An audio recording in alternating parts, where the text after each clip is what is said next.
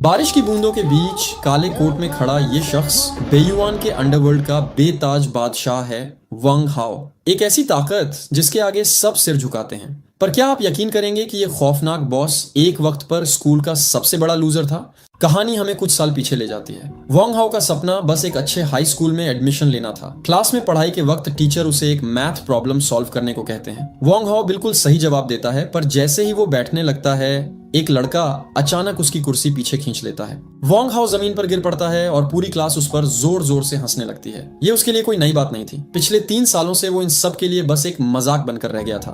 तभी एक बुली आकर उसके सिर पर मारता है और उसे डांटते हुए चुपचाप बैठने को कहता है। वंग हाओ का गुस्सा अब आसमान छू रहा था और इस बार वो खुद को रोक नहीं पाता। वो घूमकर उस लड़के के चेहरे पर एक जोरदार मुक्का जड़ देता है, लेकिन उस अकेले की हिम्मत उन गुंडों के आगे ज्यादा देर नहीं टिकती। अगले ही पल उस बुली के सारे दोस्त वंग हाओ पर टूट पड़ते हैं। वो सब मिलकर उसे बुरी तरह जमीन पर गिराकर पीटते हैं। चोट खाया हुआ और दर्द से रोता हुआ वंग हाओ खुद से बस यही सवाल करता है कि आखिर उसने क्या गलत किया है, क्यों वो इस नरक से बाहर नहीं निकल पा रहा। लेकिन उसकी परेशानियां यहाँ खत्म नहीं होती। ग्राउंड में जब वंग हाओ अकेले फुटबॉल खेलना चाहता था तो वहां भी वो गुंडे आ जाते हैं और उसे पनौती बोलकर बेइज्जती करके वहां से भगा देते हैं। कुछ दिनों बाद उन गुंडों ने खुद फुटबॉल फाड़ दी थी, पर इसका सारा इल्जाम वो जबरदस्ती वंग हाओ पर थोप देते हैं। वंग हाओ चिल्लाता है कि उसने बॉल को छुआ तक नहीं, पर गुंडों की उस भीड़ में उसकी कोई नहीं सुनता। वो आखिरकार समझ चुका था कि इस कमजोर दुनिया में सच्चाई की नहीं, सिर्फ ताकत की अहमियत है। आखिरी उम्मीद लेकर वो अपने टीचर के पास जाता है और बताता है कि कैसे वो लड़के उसे बिना वजह पीटते हैं और उस पर झूठे इल्जाम लगाते हैं। लेकिन टीचर उसकी मदद करने के बजाय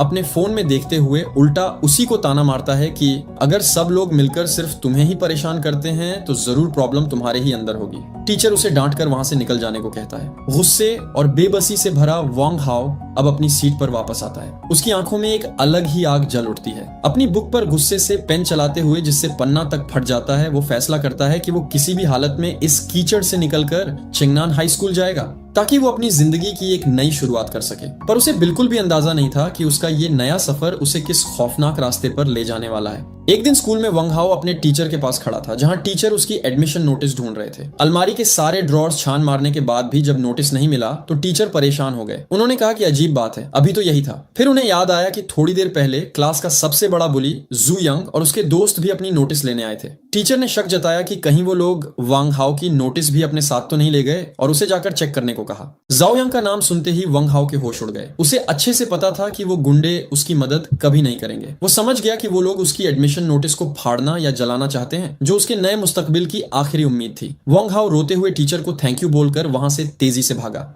बाहर ग्राउंड में जू यंग और उसकी गैंग एक गटर के ढक्कन के पास खड़े होकर हंस रहे थे। उनके हाथ में वंग हाओ की वही एडमिशन नोटिस थी। वंग हाओ हांफते हुए वहां पहुंचा और गिड़गिड़ाए हुए बोला कि जू यंग, मेरी नोटिस मुझे वापस दे दो। लेकिन जू यंग उसे चिढ़ाते हुए नोटिस को हवा में ऊंचा उठा देता है और कहता है कि अगर हिम्मत है तो छीन कर दिखा। सारे लड़के तालियां बजाकर वंग हाओ का मजाक उड़ाने लगे, क्योंकि कम कद होने की वजह से वंग हाओ वहां तक पहुंच नहीं पा रहा था। अपनी आखिरी उम्मीद को यूं खोते देख वंग हाओ पूरी तरह टूट गया। उसकी आंखों से आंसू बहने लगे और वो हाथ जोड़कर रोने लगा। वो गिड़गिड़ाए हुए बोला कि जू यांग, मैं तुमसे भीख मांगता हूँ, प्लीज मेरी नोटिस मुझे वापस दे दो। उसकी इस बेबसी पर वो सब और जोर से हंसने लगे। जू यांग ने मौका पाकर एक शर्त रखी। उसने नोटिस को जमीन के पास किया और बड़ी ही कमीनी मुस्कान के साथ बोला कि अगर तुम मेरे आगे घुटने टेक दो तो मैं ये तुम्हें वापस दे दूंगा। वंग हाओ के पास कोई रास्ता नहीं था। इस नरक से निकलने के लिए उसने अपना सब कुछ दांव पर लगा दिया और गटर के ढक्कन के पास ही घुटने टेक दी। उसने दिल ही दिल में कसम खाई कि वो इस जगह से जरूर निकलेगा और इस जिल्लत का बदला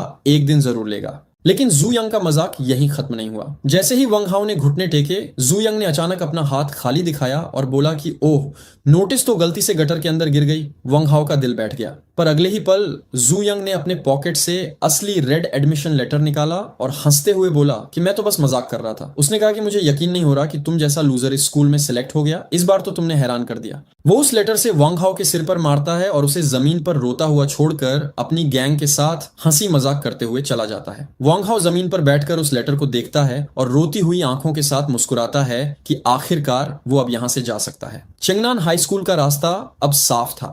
गर्मियों की छुट्टियां शुरू हो चुकी थीं। वंग हाओ अपने घर के आंगन में बैठकर पढ़ाई कर रहा था। तभी उसकी माँ कपड़े धोने के लिए बाहर आती हैं और उसे ताना मारती हैं कि सारे दिन घर में क्यों घुसा रहता है, बाहर जाकर दोस्तों के साथ खेला कर। उसके पिता भी बीड़ी पीते हुए कहते हैं कि अच्छे स्कूल में एडमिशन हो गया है तो थोड़ा घूम फिर कर रिलैक्स कर लो, पर वंग हाओ कहता है कि वो घर पर ही ठीक है। तभी वहां एक लंबे काले कोट में एक लड़का एंटर होता है, जिसे देखकर वंग हाओ के चेहरे पर एक प्यारी सी मुस्कान आ जाती है। वो उसका बड़ा भाई जैसा दोस्त युगे था। युगे बताता है कि वो शहर के चंगनान वोकेशनल कॉलेज में पढ़ता है, जो वंग हाओ के नए स्कूल के बिल्कुल पास है। वंग हाओ उत्सुकता से शहर और उस स्कूल के बारे में पूछता है तो युगे उसे बताता है कि वहां बहुत सारे इंटरनेट कैफेज, खाने पीने की गलियां और शहर जाने के लिए काफी बसेस हैं। जाते जाते युगे उसके कंधे पर हाथ रखकर कहता है कि अगर चंगनान हाई स्कूल में कोई भी तकलीफ हो तो मुझे याद करना। युगो के जाने के बाद वंग हाओ थोड़ा सोच में पड़ जाता है। उसे याद आता है कि मिडिल स्कूल में भी एक लड़के ने उसे ऐसे ही प्रोटेक्ट करने का वादा किया था, पर बाद में वो खुद उससे प्रोटेक्शन मनी मांगने लगा था। वंग हाओ को लगता है कि चंगनान हाई स्कूल तो एक टॉप लेवल स्कूल है, वहां भला क्या मुसीबत आएगी, वहां तो सब पढ़ने वाले बच्चे होंगे। वो अपने पुराने बुरे वक्त को भूलकर एक नई शुरुआत के लिए तैयार हो जाता है और आखिरकार स्कूल का पहला दिन आ जाता है। वंग हाओ अपने माता पिता के साथ भारी बिस्तर और सामान लेकर बस स्टॉप पर खड़ा होता है। बस आने पर उसकी माँ काफी जल्दी में उसे अंदर भेजती हैं ताकि रजिस्ट्रेशन के लिए देर ना हो जाए। बस के अंदर वंग हाओ थोड़ा शर्मिंदा महसूस कर रहा होता है क्योंकि उसके माता पिता इतना सारा सामान उठाए हुए थे। जब वो सब चंगनान हाई स्कूल पहुंचते हैं तो स्कूल की शानदार बिल्डिंग देखकर वंग हाओ के पिता के आंसू निकल आते हैं। माँ काउंटर पर बैठी माम से पूछती हैं कि फ्रेशमैन वंग हाओ का हॉस्टल रूम कहाँ है, तो मैम बताती हैं कि बिल्डिंग नंबर 3 रूम नंबर 203 में चले जाओ और वहां बिस्तर पहले से मिलेंगे, सामान लाने की जरूरत नहीं थी। ये सुनकर पिता थोड़ा निराश होते हैं कि इतनी दूर फिजूल में सामान उठाकर लाए। माँ वंग हाओ को पहले अंदर भेज देती हैं और कहती हैं कि वो सामान वापस छोड़कर बाद में उससे मिलने आएंगी। वंग हाओ अपनी नई क्लास में एंटर होता है और सबको स्माइल करते हुए अपना इंट्रो देता है। वहां उसकी दोस्ती जांग चांग और लीना नाम के बच्चों से होती है जो बहुत फ्रेंडली थे। तभी उसकी नजर क्लास में बैठी एक बेहद खूबसूरत लड़की पर पड़ती है जो पिंक जैकेट पहने हुई थी। वंग हाओ उसके पास जाता है और अपना नाम बताता है। वो लड़की बड़ी ही प्यारी मुस्कान के साथ अपना नाम स्याशुए बताती है। तभी स्कूल के स्पीकर पर अनाउंसमेंट होती है कि सारे नए स्टूडेंट्स अपनी स्टूल्स लेकर ग्राउंड में इकट्ठा हो जाएं। वंग हाओ मौका देखकर शाजुए से कहता है कि क्या मैं तुम्हारी स्टूल उठाने में मदद करूं। शाजुए उसे थैंक यू बोलती है और दोनों एक साथ ग्राउंड की तरफ चल देते हैं। ग्राउंड में जब सब बैठे होते हैं तो शाजुए से आने वाली हसीन खुशबू वंग हाओ का दिल धड़का देती है। वो सामने देखने का नाटक तो कर रहा था पर उसकी नजरें बार बार चोरी छुपे शाजुए को ही निहार रही थी। सेरेमोनी खत्म होने के बाद दोनों चुपचाप क्लास की तरफ वापस जाने लगते हैं। वंग हाओ को लग रहा था कि उसकी जिंदगी में अब सब कुछ अच्छा होने वाला है, लेकिन उसे बिल्कुल अंदाजा नहीं था कि इस शानदार स्कूल की दीवारों के पीछे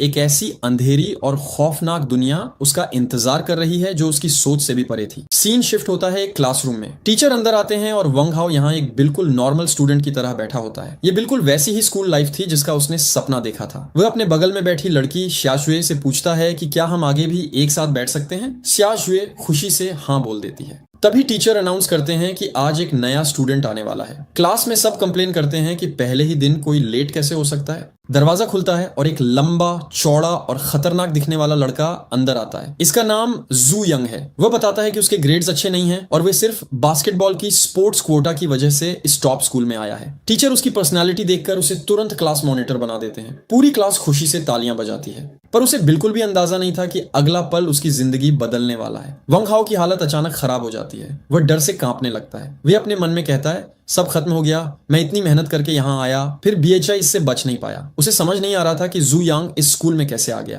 तभी टीचर बोलते हैं कि जिसके मार्क्स अच्छे हैं वो अपनी पसंद की सीट चुन सकता है। वंग हाओ अपना सामान उठाता है और जू यंग की नजरों से बचते हुए पीछे बैठे एक चश्मे वाले लड़के लियू जिहोंग के पास चला जाता है। दोनों एक दूसरे को अपना नाम बताते हैं और दोस्त बन जाते हैं। फ्री टाइम मिलते ही जू यंग अपना रौब जमाने के लिए सबको अपनी तरफ से लंच पर ट्रीट देने का ऑफर करता है। ये सुनकर पूरी क्लास खुशी से झूम उठती है। लेकिन असली दिक्कत अब शुरू होने वाली थी। जू यंग अचानक अपनी उंगली वंग हाओ की तरफ पॉइंट करता है और सबके सामने कहता है सिर्फ इसे छोड़कर। वे कहता है कि ये हमारे साथ खाना खाने के लायक नहीं है। वह बताता है कि हम दोनों एक ही टाउन से हैं और मैं अच्छी तरह जानता हूं कि ये कैसा इंसान है। वह सबको प्रॉमिस करता है कि लंच के टाइम वह वंग हाओ की सारी सच्चाई सबको बताएगा। पूरी क्लास जोर जोर से वंग हाओ पर हंसने लगती है। वंग हाओ को बहुत ह्यूमिलिएशन फील होता है पर वह चुपचाप नीचे देखता रहता है। थोड़ी देर बाद शाजुए उसके पास आती है। वह गुस्से में पूछती है कि तुमने जू यंग को पलटकर जवाब क्यों नहीं दिया। वंग हाओ कहता है कि उसकी हिम्मत नहीं है क्योंकि अगर उसने कुछ बोला तो अंजाम और भी बुरा होगा। ये सुनकर शाशुए थोड़ी डिसअपॉइंटेड होती है। वह समझाती है कि अगर तुम खुद के लिए खड़े नहीं होगे तो कोई और भी तुम्हारी मदद नहीं करेगा। वह स्ट्रांगली कहती है कि अगली बार अगर उसने तुम्हें परेशान किया तो तुम्हें पलटवार करना ही होगा, और अगर तुमने नहीं किया तो मैं तुम्हारी तरफ से स्टैंड लूंगी, क्योंकि मुझसे तुम्हारी यह बेइज्जती नहीं देखी जाती। यह सुनकर वंग हाओ थोड़ा हैरान होता है, पर उसे हिम्मत मिलती है। वह कहता है इसकी जरूरत नहीं है, मैं खुद उससे निपट लूंगा। यह सुनकर शियाजुए खुशी से मुस्कुरा देती है। लेकिन क्या सच में वंग हाओ डर छोड़कर जू यंग का सामना कर पाएगा, या लंच टाइम में जू यंग उसका कोई ऐसा राज खोलने वाला है जिससे इस नए स्कूल में वंग हाओ की जिंदगी पहले दिन ही बर्बाद हो जाएगी। शियाजुए की बातों से वंग हाओ को थोड़ी हिम्मत मिलती है और उसके चेहरे पर एक सुकून भरी मुस्कान आ जाती है, पर उसे बिल्कुल अंदाजा नहीं था कि अगले ही पल वहां जू यंग अपने दोस्तों के गैंग के साथ आकर खड़ा हो जाएगा। जाओ यंग गुस्से में पूछता है कि शियाजुए उससे क्या कह रही थी। वंग हाओ थोड़ा घबरा कर कहता है कि कुछ नहीं, लेकिन जू यंग कहाँ मानने वाला था। वह वंग हाओ का मजाक उड़ाते हुए कहता है कि तू खुद को कोई हीरो समझता है क्या। फिर वह जोर से वंग हाओ की टेबल पर मुक्का मारता है और उसकी आंखों में देखते हुए कहता है, लगता है तेरी हड्डियों में फिर से खुजली हो रही है। डर के मारे वंग हाओ तुरंत अपनी जगह से उठता है और कॉरिडोर में भागने लगता है। भागते हुए वह अपने मन में सोचता है कि भले ही यह कायरता हो, पर चुपचाप खड़े रहकर मार खाने से तो बेहतर ही है। लेकिन तभी पीछे मुड़कर देखने पर उसे एक बहुत बड़ी बात समझ आती है। जू यांग का एक दोस्त ली जय उसे आगे बढ़ने से रोक देता है और जू यांग उसकी बात मान भी जाता है। यह देखकर वंग हाओ को रियलाइज होता है कि इस ग्रुप का असली बॉस जू यांग नहीं बल्कि ली जय है। इस घटना के बाद वंग हाओ पूरी तरह टूट चुका था। वह कैफेटेरिया में अकेला बैठकर बचे हुए डर के साथ अपना खाना खाता है। रात को डॉर्म रूम में भी उसे शांति नहीं मिलती। उसके सभी रूममेट्स जू यंग की तारीफों के पुल बांध रहे होते हैं कि वह कितना अमीर और कूल है। उनमें से एक लड़का हंसते हुए बताता है कि जू यंग ने उन्हें वंग हाओ का राज बता दिया है। वह बताता है कि वंग हाओ मिडिल स्कूल में सबसे ज्यादा मार खाने वाला डरपोक लड़का था और अब यहाँ भी क्लास मॉनिटर उसे छोड़ने वाला नहीं है। अपने ही दोस्तों के मुंह से अपनी बेइज्जती सुनकर वंग हाओ चुपचाप बिस्तर पर लेटा रहता है। उसकी आंखों से आंसू बहने लगते हैं। वह खुद से सवाल करता है कि मैं इतना डरपोक क्यों हूँ, क्या कोई आकर मुझे इस नरक से निकालेगा। पर अचानक उसकी मुट्ठी गुस्से से भींच जाती है। वह आंसू पोंछते हुए डिसाइड करता है कि अब और नहीं, कोई और उसे बचाने नहीं आएगा, उसे खुद ही अपने आप को बचाना होगा। और यहीं से कहानी एक नए मोड़ पर पहुंच जाती है। अगले दिन जब वंग हाओ क्लास में एंटर करता है तो उसके चलने के ढंग और आंखों में एक अलग ही कॉन्फिडेंस होता है। जू यंग उसे देखकर स्मग करता है, जैसे सोच रहा हो कि आज फिर इसका शिकार करेगा। पर वंग हाओ बिना किसी डर के चुपचाप अपने दोस्त जीहोंग के पास आकर बैठ जाता है। जीहोंग भी नोटिस करता है कि आज वंग हाओ थोड़ा अलग लग रहा है। लेकिन थोड़ी ही देर बाद क्लास में फिर से तमाशा शुरू हो जाता है। टीचर बोर्ड पर पढ़ा रहे होते हैं और पीछे बैठा जू यंग मजे से चिकन खा रहा होता है। वह जानबूझकर चिकन की झूठी हड्डियां वंग हाओ पर फेंकने लगता है। एक हड्डी सीधे वंग हाओ के सर पर आकर गिरती है। पूरी क्लास के सामने जू यंग जोर जोर से उस पर हंसने लगता है। इस बार वंग हाओ का डर गुस्से में बदल जाता है। उसका खून खौलने लगता है और वह अपने पेन को जोर से पकड़ते हुए सोचता है कि मुझे मजबूर मत करो। वह गुस्से से आग बबूला होकर जू यंग को सबक सिखाने के लिए उठने ही वाला होता है कि तभी टीचर जोर से चिल्लाते हैं, क्लास में शांति रखो। इस वजह से वंग हाओ रुक जाता है। क्लास खत्म होने के बाद शाशुए परेशान होकर वंग हाओ के पास आती है और पूछती है कि क्या जू यंग ने तुम्हें फिर से परेशान किया। जाओ यंग ठीक उनके पीछे खड़ा होकर गुस्से से उन्हें देख रहा था, पर इस बार वंग हाओ के चेहरे पर डर का एक नामो निशान नहीं था। वह एक शांत और कॉन्फिडेंट मुस्कान के साथ कहता है, कोई बात नहीं, मैं उससे खुद निपट लूंगा, तुम बस देखती जाओ। उसका यह नया और निडर रूप देखकर शाजुए और जू यांग दोनों हैरान रह जाते हैं और जू यांग को और ज्यादा चिढ़ाने के लिए वंग हाओ सबके सामने प्यार से शाजुए के सर पर हाथ फेरने लगे। वहीं पीछे बैठा वह गंजा बुली बड़े आराम से चिकन खा रहा था और उन्हें गुस्से से घूर रहा था। जैसे ही क्लास खत्म होती है, हीरो अपनी जगह से उठता है। वह चुपचाप खिड़की के पास रखा एक भारी गमला उठाता है। उसकी इस हरकत को देखकर पूरी क्लास और वह लड़की हैरान रह जाते हैं। गंजा बुली अभी कुछ समझ ही पाता कि अचानक हीरो वह पूरा का पूरा गमला पूरी ताकत से उसके मुंह पर दे मारता है। गमला बुरी तरह टूट जाता है और मिट्टी हवा में उड़ने लगती है। हीरो यही नहीं रुकता, वह गुस्से में डेस्क को लात मारकर साइड करता है और उस बुली पर टूट पड़ता है। उसकी आंखों से आंसू निकल रहे थे, पर उसका गुस्सा कंट्रोल से बाहर था। वह चिल्ला चिल्लाकर उस बुली के मुंह पर लगातार मुक्के बरसाने लगता है। वह उसे जमीन पर पटक देता है और दर्द और गुस्से में चीखता है कि आज वह उसे जिंदा नहीं छोड़ेगा। हीरो का यह खौफनाक रूप देखकर पूरी क्लास डरी हुई थी। तभी बाकी लड़के आगे आते हैं और किसी तरह हीरो को पकड़कर पीछे खींचते हैं, पर हीरो अभी भी पूरी ताकत से स्ट्रगल कर रहा था और गुस्से से चीख रहा था। बुली जमीन पर गिरा हुआ था, उसके मुंह से खून निकल रहा था और वह पूरी तरह सदमे में था, क्योंकि उसने सपने में भी नहीं सोचा था कि हीरो पलटकर इतना भयानक वार करेगा। हीरो खुद को शांत करता है, अपने कपड़े ठीक करता है और वहां से जाने लगता है। जाते जाते वह उसे एक आखिरी वार्निंग देता है कि दोपहर में वह वापस आएगा आएगा और उसे इससे भी बुरी तरह पीटेगा। बाहर हॉलवे में चलते हुए हीरो का एड्रेनलिन ठंडा होता है और वह रोने लगता है। उसे पता था कि जो उसने अभी किया है उसकी बहुत बड़ी कीमत चुकानी पड़ेगी। हॉस्टल में उस बुली के दोस्त उसका इंतजार कर रहे होंगे। वह रोता हुआ सोचता है कि क्या यू चेंगफेई नाम का लड़का उसकी मदद करेगा, जो एक वोकेशनल कॉलेज का जाना माना बदमाश था। पर अभी के लिए स्कूल में रुकना खतरे से खाली नहीं था। इसीलिए हीरो चुपचाप स्कूल के पीछे की तरफ जाता है और कांच के टुकड़ों से भरी ऊंची दीवार को फांद कर बाहर कूद जाता है। घास पर गिरने के बाद वो खुद पर ही हंसता है, क्योंकि उसने कभी नहीं सोचा था कि उस जैसा एक पढ़ाकू और शांत स्टूडेंट कभी स्कूल से इस तरह दीवार कूद कर भागेगा। वह अकेला ही शहर की सड़कों की तरफ निकल जाता है। कहानी की शुरुआत में वांग हाओ एक इंटरनेट कैफे के बाहर खड़ा होता है, लेकिन आज का वांग हाओ कोई किंग नहीं बल्कि एक आम सा डरा हुआ लड़का है। अंदर काफी धुआं और भीड़ है और वहां दो बहुत ही खतरनाक दिखने वाले लड़के बैठे हुए थे।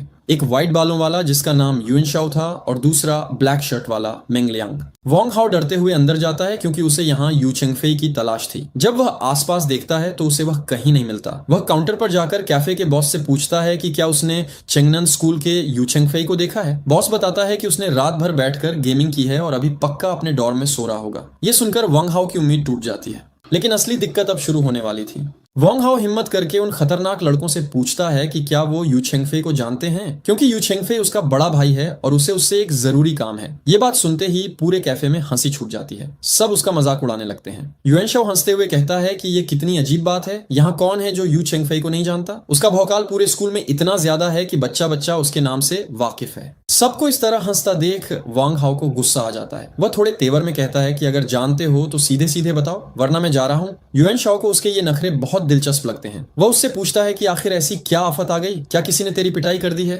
वांग हाओ बड़ी मासूमियत से जवाब देता है कि अभी नहीं, पर दोपहर तक पक्का पिटने वाला हूँ। ये सुनकर वहां मौजूद हर एक लड़का फिर से जोर जोर से हंसने लगता है। वांग हाओ गिड़गिड़ाता है कि उसे जल्दी बताओ वरना आज उसका बचना मुश्किल है। उसकी ये हालत देखकर मंग लियांग को उस पर तरस आ जाता है और वह कहता है कि ठीक है, वह उसे यू चेंगफेई के पास ले जाएगा।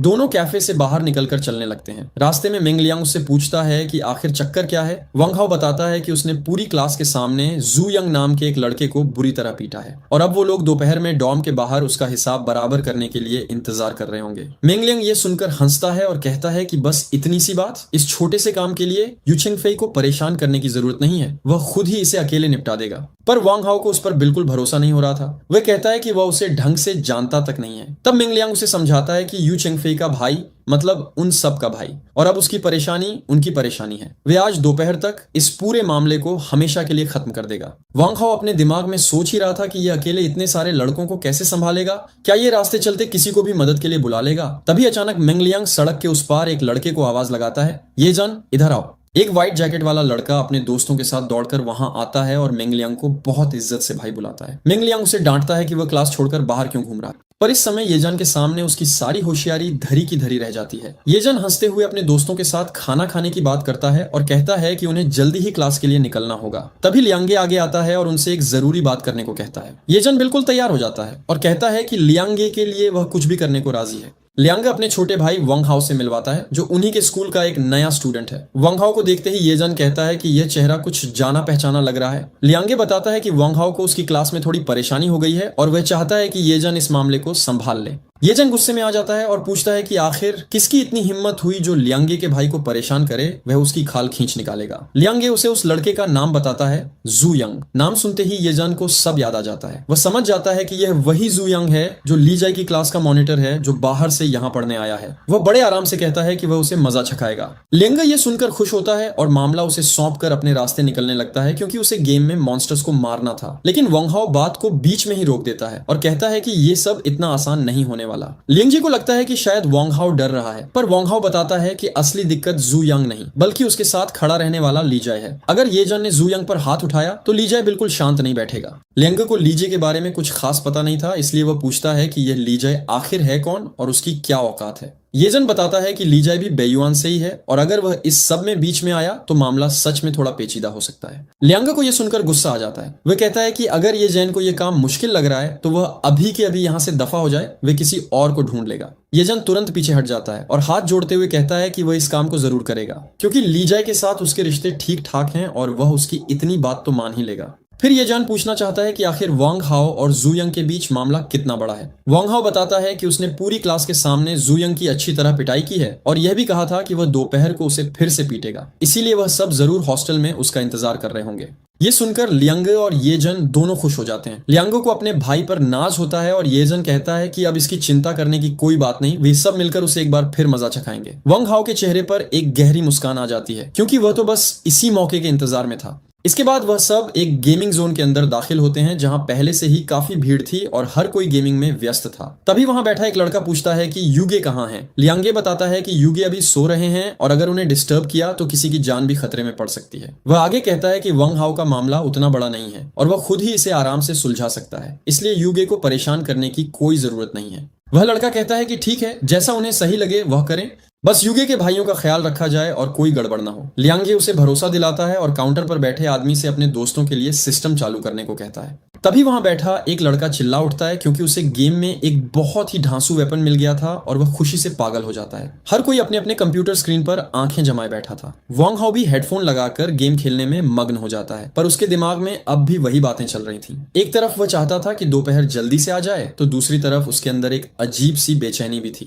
गेमिंग जोन के अंदर का माहौल पूरी तरह गर्म था, सभी लोग एक अलग ही दुनिया में खोए हुए थे। तभी क्लॉक पर 12 बजते हैं और वांग हाओ तुरंत लियांगे को इशारा करता है। लियांगे देखता है कि 12 बज चुके हैं और वह तुरंत येजन को आवाज लगाता है कि वह जल्दी से वांग हाओ का मामला सुलझाने के लिए निकले। लेकिन येजन बिल्कुल आराम से हेडफोन उतारते हुए कहता है कि इतनी जल्दी क्या है, पहले उसे गेम में इस मॉन्स्टर को खत्म करने दो। वह कहता है कि अभी तो स्कूल खत्म हुआ है और जू यंग और उसके लोग भी पहले खाना खाने जाएंगे, उन्हें हॉस्टल लौटने में कम से कम आधा घंटा तो लग ही जाएगा। लियांगा ये सुनकर थोड़ा शांत होता है। तभी वहां बैठा गुस्से वाला लड़का कहता है कि खाने का वक्त हो गया है और किसी को जाकर खाना ऑर्डर कर देना चाहिए। एक लड़का तुरंत खाना लाने के लिए निकल जाता है और लियांगे अपने सभी दोस्तों के लिए भी खाना लाने को कहता है। वांग हाओ ये सब देखकर अंदर ही अंदर बहुत खुश होता है। उसे लगता है कि ये लोग सच में बहुत अच्छे हैं जो न सिर्फ उसकी परेशानी दूर कर रहे हैं बल्कि उसे खाना भी खिला रहे हैं। वह तुरंत अपनी सीट से उठता है और बाहर की तरफ निकल जाता है। बाहर आकर वह पास की एक शॉप से कुछ कोल्ड ड्रिंक्स और सिगरेट्स खरीदता है और वापस गेमिंग जोन के अंदर आ जाता है। वह आकर लियांगे और बाकी दोस्तों को कोल्ड ड्रिंक्स देता है। थोड़ी ही देर में उनका खाना भी आ जाता है और सभी लोग एक साथ बैठकर खाना खाने लगते हैं। खाना खाते खाते भी उनका ध्यान गेम पर ही था और माहौल काफी रिलैक्स्ड लग रहा था। खाना खत्म करने के बाद वांग हाओ एक सिगरेट सुलगाता है और गहरी सोच में डूब जाता है। तभी येजन उसके पास आता है और कहता है कि अब वक्त हो चुका है और उन्हें निकलना चाहिए। वांग हाओ तुरंत तैयार हो जाता है। लियांगा उन्हें देखकर मुस्कुराता है और उन्हें इस मिशन के लिए बेस्ट ऑफ लक कहता है। येजन बड़े कॉन्फिडेंस के साथ कहता है कि लियांगे चिंता न करें, यह मामला वह आराम से संभाल लेगा। वांग हाओ पूछता है कि क्या लियांगे उनके साथ नहीं चल रहे। लियांगे मुस्कुराते हुए मना कर देता है और कहता है कि वह सब चेंगनन हाई स्कूल के हैं और वह एक वोकेशनल स्कूल का स्टूडेंट होने के नाते वहां चले तो यह देखने में बिल्कुल सही नहीं लगेगा। तभी जान क्लासरूम से बाहर आकर कहता है कि तुम अंदर जाओ, मैं जरा टॉयलेट होकर आता हूँ। इसके बाद वांग हाओ जैसे ही हॉस्टल के कमरे का दरवाजा खोलता है तो अंदर का नजारा देखकर दंग रह जाता है। वहां कुछ लड़के बैठकर ताश खेल रहे थे। उनमें से एक लड़का कहता है, अरे तुम वापस आ गए। तभी वांग हाओ देखता है कि एक लड़के ने अपने गंदे जूते सीधे उसके बिस्तर पर टिका रखे हैं। वांग हाओ मन ही मन सोचता है, यह तो मेरा बिस्तर है। तभी बिस्तर पर बैठा वो लड़का सिगरेट सुलगाते हुए बड़े घमंड से कहता है, तुम्हारा बिस्तर सच में काफी आरामदायक है। वैसे मुझे उम्मीद नहीं थी कि तुम सच में वापस आने की हिम्मत करोगे। मुझे तो लगा था कि तुम डरकर डोंगुआन शहर वापस भाग गए हो। ये सुनकर बाकी लड़के भी हंसने लगते हैं। वांग हाओ अपनी मुट्ठियां भींचते हुए आगे बढ़ता है और कहता है, जो यांग, हम दोनों एक ही शहर के हैं, तो फिर तुम्हारा इस तरह बार बार मुझे परेशान करना कहां तक ठीक है। जो यांग धुएं का कश लेते हुए कहता है, अगर हम एक ही शहर के हैं तो क्या हुआ, मुझे तुम्हें परेशान करना अच्छा लगता है। बस क्यों, क्या कर लोगे, क्या देख रहे हो? तुमने ही कहा था ना कि दोपहर में तुम मुझसे दोबारा निपटोगे। लो मैं यहीं खड़ा हूं, हिम्मत है तो मारो मुझे। जो यांग की ये बदतमीजी देखकर वांग हाओ का सब्र टूट जाता है और वो पूरी ताकत से उसके गाल पर एक जोरदार थप्पड़ जड़ देता है। थप्पड़ खाते ही जो यांग की आंखें गुस्से से लाल हो जाती हैं और वो चिल्लाता है, तुम्हारी इतनी हिम्मत, तुमने मुझ पर हाथ उठाया। तभी वहां बाकी लड़के तमाशा देखने लगते हैं। इतने में जान दौड़ते हुए कमरे में आता है और कहता है, क्या चल रहा है यहाँ पर? और वो बिना सोचे समझे जो यांग के पेट पर एक जोरदार लात मारता है जिससे जो यांग पीछे रखी कुर्सी से जा टकराता है। जान आगे बढ़कर जू यांग का कॉलर पकड़ लेता है और गुस्से में दहाड़ता है, मेरे भाई पर हाथ उठाने की हिम्मत कैसे हुई तुम्हारी? क्या तुम्हें अपनी जान प्यारी नहीं है? जान का यह उग्र रूप देखकर कमरे में मौजूद बाकी लड़के भी बुरी तरह सहम जाते हैं। तभी वहां खड़ा एक दूसरा लड़का लीजी आगे आता है और जान का हाथ पकड़कर कहता है, ये जान, क्या तुम इसे अच्छी तरह जानते हो? लीजी, ये तो सरासर दादागिरी है, इसने मेरे भाई के बिस्तर को पैरों से रौंद दिया। लीजी कहता है, लेकिन शुरुआत तो वांग हाओ ने ही की थी, उसने क्लासरूम में जो यांग को मारा था। इस पर जान पलटकर जवाब देता है, तो क्या जो यांग ने पहले उसके सिर पर चिकन की हड्डियां नहीं फेंकी थी? ऐसी हरकत भला कौन बर्दाश्त करेगा? अगर मैं उसकी जगह होता तो अब तक जो यांग का सिर धड़ से अलग कर चुका होता। ये तो वांग हाओ का सीधापन है जो उसने सिर्फ एक थप्पड़ मारकर छोड़ दिया। लीजी बात को संभालते हुए कहता है, जो भी हो, मारपीट करना गलत है। वांग हाओ को हमें इसका जवाब देना होगा। जान गुस्से में कहता है, तुम्हें कैसा जवाब चाहिए? वांग हाओ एक सीधा साधा लड़का है और तुम लोग रोज उसे परेशान करते हो। क्या तुम्हें इसमें बड़ा मजा आता है? लीजी कहता है, हमने उसे कब परेशान किया? जो यांग तो बस उसके साथ मजाक कर रहा था और ये पागल हो गया।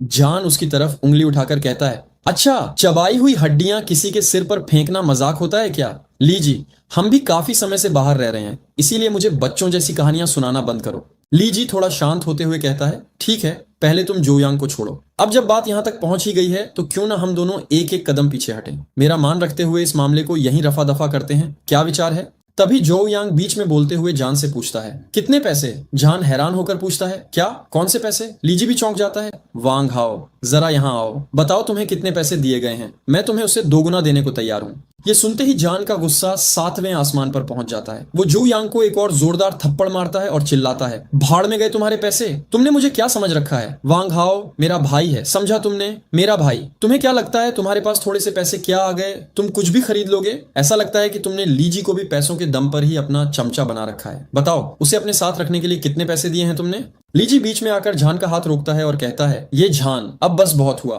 मैंने तुम्हें काफी इज्जत दे दी, लेकिन तुम तो हद पार कर रहे हो। अगर वांग हाओ तुम्हारा भाई है तो जो यांग भी मेरा भाई है। तुम्हारा इस तरह उसे मारना बिल्कुल गलत है। बेहतर होगा कि हम बैठकर बात करें कि इस मामले को कैसे सुलझाना है। रोज रोज का ये ड्रामा ठीक नहीं है, क्यों? मैं सही कह रहा हूँ ना? जान कहता है, मैं भी तो यही कह रहा था, लेकिन तुम्हारे इस भाई ने मुझसे पैसों की बात शुरू कर दी। क्या तुम्हें लगता है कि मैं पैसों के लिए बिकने वाला इंसान हूँ? लीजी मुस्कुराते हुए कहता है, चलो ठीक है, अब इन बातों को छोड़ो, हम सब एक ही क्लास के छात्र हैं, रोज एक दूसरे के सामने आना है। मेरी मानो तो वांग हाओ बस जो यांग से माफी मांग ले और फिर हम सब मिलकर साथ में खाना खाएंगे। इस तरह ये मामला यहीं खत्म हो जाएगा। लेकिन जान साफ मना कर देता है, इस मामले में वांग हाओ की कोई गलती नहीं है, मैं आखिरी दम तक उसके साथ खड़ा हूँ। माफी मांगने या साथ में खाना खाने का तो सवाल ही पैदा नहीं होता। लीजी जो यांग की तरफ देखता है और पूछता है, अब तुम ही बताओ कि क्या करना है? जो यांग गुस्से में कहता है, मुझे वांग हाओ की माफी नहीं चाहिए और न ही उसका खाना चाहिए, मैं बस उसके साथ 1-on-1 फाइट करना चाहता हूँ। लीजी हंसते हुए कहता है, यह भी सही है जान, क्यों ना हम दोनों इस मामले से दूर रहें और इन दोनों को आपस में ही अपना मामला सुलझाने दें।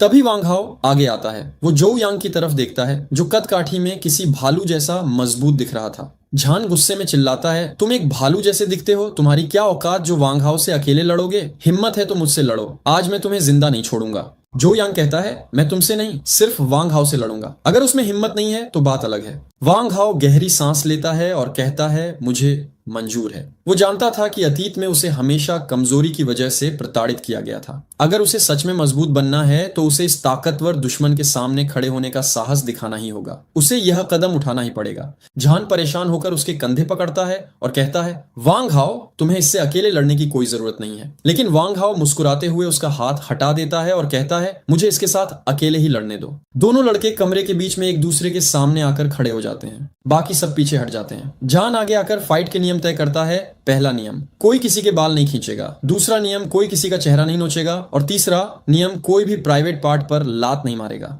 समझे? जो यांग अपनी उंगलियां चटकाते हुए तैयार हो जाता है। जान कहता है, तो फिर शुरू करो। और तभी वांग हाओ अपनी पूरी ताकत समेटकर पहला पंच जाओ यांग की तरफ चलाता है। लेकिन असलियत में वांग हाओ अभी जमीन पर गिरा हुआ था और जू यांग उस पर अपने मुक्कों की बरसात कर रहा था। वांग हाओ किसी भी तरह जू यांग का पैर पकड़कर उसे रोकने की कोशिश करता है, पर जू यांग गुस्से में लगातार उस पर हमला करता रहता है। वांग हाओ दर्द से रो रहा था, पर उसकी आंखों में आज एक अजीब सी आग थी। उसने तय कर लिया था कि चाहे जो हो जाए वह आज हार नहीं मानेगा। अचानक वांग हाओ अपनी पूरी ताकत लगाता है और जू यंग को जमीन पर पटक देता है। अब बारी उसकी थी। वांग हाओ लगातार अपने मुक्के जू यंग के चेहरे पर बरसाने लगता है। वह तब तक नहीं रुकता जब तक कि जू यंग के चेहरे से खून न निकलने लगे। ये पल उसके लिए बहुत बड़ा था। इस एक पल के लिए उसने न जाने कितने सालों तक इंतजार किया था। अपनी पूरी भड़ास निकालने के बाद वांग हाओ वहीं जमीन पर गिर जाता है। उसे लगता है कि आखिरकार ये सब यहीं खत्म हो गया, पर असल कहानी तो अभी शुरू होनी बाकी थी। जाओ यांग के दोस्तों को यह बिल्कुल हजम नहीं होता। वह गुस्से में आगे बढ़ते हैं, लेकिन तभी येजन उनके रास्ते में खड़ा हो जाता है। जू यंग का दोस्त गुस्से में कहता है कि जब जू यंग मार खा रहा था तो तुमने हमें क्यों रोका। येजन मुस्कुराते हुए कहता है कि तुम लोग अगर चाहो तो सब मिलकर मुझसे लड़ सकते हो, पर तुम लोग वांग हाओ पर हाथ उठाने की औकात नहीं रखते,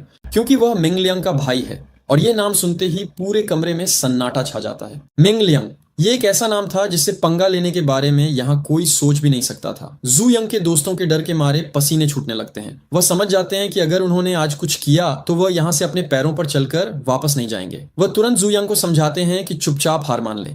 बेचारा जू यंग, जो कुछ देर पहले तक सबसे बड़ा बॉस बन रहा था, अब डर से कांप रहा था। वह लाचार होकर वांग हाओ के आगे झुकता है और उससे माफी मांग लेता है। ये जान भी वांग हाओ से कहता है कि अब बात यहीं खत्म कर दो। वह आगे से ऐसी हिम्मत कभी नहीं करेगा। वांग हाओ को अपना वह बीता हुआ वक्त याद आने लगता है। कैसे जू यंग ने सबके सामने उसके सिर पर खाना फेंक कर उसकी बेइज्जती की थी, और कैसे उसे जमीन पर घुटनों के बल बैठने पर मजबूर किया था। पूरे 3 साल की यह बेइज्जती वह सिर्फ एक सॉरी से कैसे भूल सकता था। उसकी आंखों में फिर से आंसू आ जाते हैं, पर इस बार ये आंसू दर्द के नहीं बल्कि बदले के थे। और तभी वांग हाओ ने कुछ ऐसा किया जिसको देखकर वहां खड़े सभी लोगों के होश उड़ गए। वांग हाओ उनसे कहता है कि तुम लोग चाहो तो अभी भी लड़ सकते हो, और फिर वह एक चिकन का बड़ा सा पीस निकालता है। वह ठीक वही करता है जो जू यंग ने कभी उसके साथ किया था। वह उस सॉस से भरे हुए चिकन को जू यंग के सिर पर रख देता है और सॉस उसके चेहरे पर गिरने लगता है। जाओ यंग की तो जैसे आवाज ही चली गई थी। वह बस चुपचाप खड़ा बेइज्जती सहता रहता है। वांग हाओ उसके पास आता है और धीरे से कहता है, तुम्हें क्या लगा था सिर्फ माफी मांगने से काम चल जाएगा? तुम पर अभी भी मेरा एक घुटना उधार है। जाओ यंग और उसके दोस्तों का घमंड अब मिट्टी में मिल चुका था। वांग हाओ एक ही आवाज में उन सबको वहां से निकलने के लिए कहता है। बिना एक लफ्ज कहे वह सब वहां से चुपचाप चले जाते हैं। उसके बाद वांग हाओ खिड़की के पास जाता है, वहां खड़े बाकी स्टूडेंट्स को देखता है और हल्के से मुस्कुराते हुए कहता है, माफ करना, मैं तुम्हें कोई तमाशा नहीं दिखा पाया। उसके चेहरे का यह सुकून साफ बता रहा था कि पुराना वांग हाओ अब मर चुका है। लेकिन इस नए वांग हाओ की यह शुरुआत आगे उसकी जिंदगी में कौन सा नया तूफान लाने वाली थी। डॉर्मेट्री में खड़े लड़के घबराए हुए थे और कह रहे थे कि उनका मकसद झगड़ा बढ़ाना नहीं बल्कि मामला शांत करवाना था। लेकिन पर वांग हाओ ने बड़ी शांति से कहा, मैं जा रहा हूं, तुम लोग यहाँ रुक सकते हो। ये सुनकर सभी स्टूडेंट्स हैरान रह गए। वांग हाओ ने मुस्कुराते हुए कहा, क्या तुम्हें लगता है मैं बेवकूफ हूं? मैं तुम्हें रोक नहीं रहा क्योंकि मुझे जाना है। ये कहकर वह बड़े कॉन्फिडेंस के साथ कमरे से बाहर निकल गया। जब वह हॉस्टल के कॉरिडोर से गुजरा तो हर कमरे से स्टूडेंट्स झांक कर उसे देख रहे थे। आज वांग हाओ का वह पुराना डरपोक रूप बिल्कुल नहीं था। बाहर आते ही ये झान उसके पास आया और पूछा, कैसा लगा? बदला लेने का मजा आया? वांग हाओ ने पूछा, क्या तुम्हें लगता है मैं थोड़ा छोटा सोच वाला पेटी हूं? ये झान हंसते हुए बोला, बिल्कुल नहीं, बदला लेना तो बनता है, जो किया वही मिला। वांग हाओ ने गहरी सांस लेते हुए कहा, पर मुझे अभी भी अजीब लग रहा है। गुंडा हुन शब्द मेरी जिंदगी में कभी नहीं आया था। दोनों स्कूल के कैंपस से निकलकर सीधे एक इंटरनेट कैफे पहुंच गए। अंदर का माहौल काफी एनर्जेटिक था। वहां मेंग लियांग अपनी गेमिंग चेयर पर बैठा इंटेंस फोकस के साथ गेम खेल रहा था। जैसे ही वांग हाओ अंदर आया, मेंग लियांग ने तुरंत नोटिस किया कि वांग हाओ के चेहरे पर एक बड़ा सा ब्रूज चोट है। वह गुस्से में उठा और ये झान का कॉलर पकड़कर चिल्लाया, ये क्या है? वांग हाओ को चोट कैसे लगी? मैंने तुम्हें कहा था ना कि इसका ख्याल रखना। ये झान घबराकर बोला, लियांगे, गलती मेरी नहीं है। वांग हाओ खुद जाओ यांग से 1-on-1 लड़ने की जिद कर रहा था। वांग हाओ आगे आया और मेंग लियांग को रोकते हुए बोला, लियांगे, ये झान की कोई गलती नहीं है, मैं खुद लड़ना चाहता था, और देखो मेरी ये चोट तो कुछ भी नहीं है। जाओ यांग का हाल तो इससे कहीं ज्यादा खराब है, उसका पूरा चेहरा खून से लथपथ है। ये सुनकर मेंग लियांग थोड़ा शांत हुआ। उसने वांग हाओ के कंधे पर हाथ रखा और कहा, चलो कोई बात नहीं, अब कोई तुम्हें परेशान नहीं करेगा। थोड़ी देर बाद मेंग लियांग ने वांग हाओ को साइड में ले जाकर समझाया, मैंने यूगे से बात की है, उसने कहा है कि तुम एक अच्छे लड़के हो, पर अक्सर लोग तुम्हारा फायदा उठा लेते हैं, इसीलिए अब स्कूल में अपने क्लासमेट्स के साथ अच्छे रिलेशंस बनाओ, पता नहीं कब किसकी मदद की जरूरत पड़ जाए। वांग हाओ ने हाँ में सिर हिलाया और वहां से निकलकर वापस क्लास में आ गया। क्लास में एंटर करते ही सबकी नजरें उस पर थीं। वह अपनी सीट पर गया तो उसके बगल वाला चश्मे वाला लड़का लिu जिहोंग धीरे से बोला, वांग हाओ, जाओ यांग ने हम सबको धमकी दी है कि अगर किसी ने तुमसे बात की तो वह उसे मार देगा, इसलिए हम डर रहे थे। वांग हाओ कुछ बोलने ही वाला था कि तभी क्लास की सबसे खूबसूरत लड़की शिया शुए वहां आई। उसने लिu जिहोंग से कहा, लिu जिहोंग, क्या हम सीट स्वैप कर सकते हैं? लिu जिहोंग तुरंत उठ गया और शिया शुए वांग हाओ के बगल में आ बैठी। उसने वांग हाओ के चेहरे पर लगी चोट को देखा और मुस्कुराते हुए कहा, हे नॉट बैड, तुमने तो कमाल कर दिया।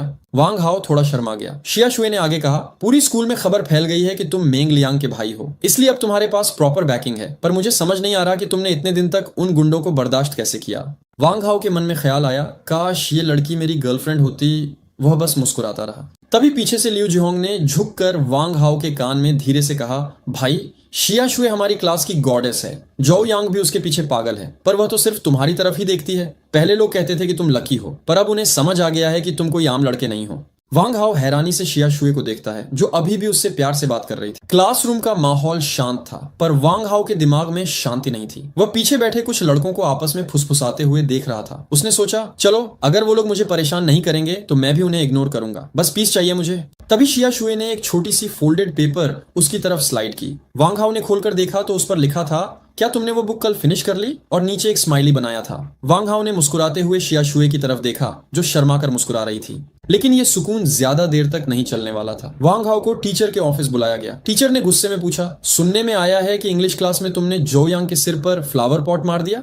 वांग हाओ ने बड़ी चतुराई से झूठ बोल दिया, सर ऐसा कुछ नहीं है, मैं और जो यांग दोनों डोंगुआन टाउन से हैं, हमारे बीच बस एक छोटा सा मिसअंडरस्टैंडिंग था, वो भी सुलझ गया। टीचर ने उसकी बात मान ली और उसे जाने दिया। एक हफ्ता बीत गया। क्लास में वांग हाओ के बगल बैठा चश्मे वाला लड़का लियू जिहोंग धीरे से बोला, वांग हाओ सावधान रहना, जो यांग और ली जिए ने तुम्हारे खिलाफ लोग ढूंढने शुरू कर दिए हैं। जो यांग सबको धमकी दे रहा है कि अगर किसी ने तुमसे बात की तो वो उसे नहीं छोड़ेगा।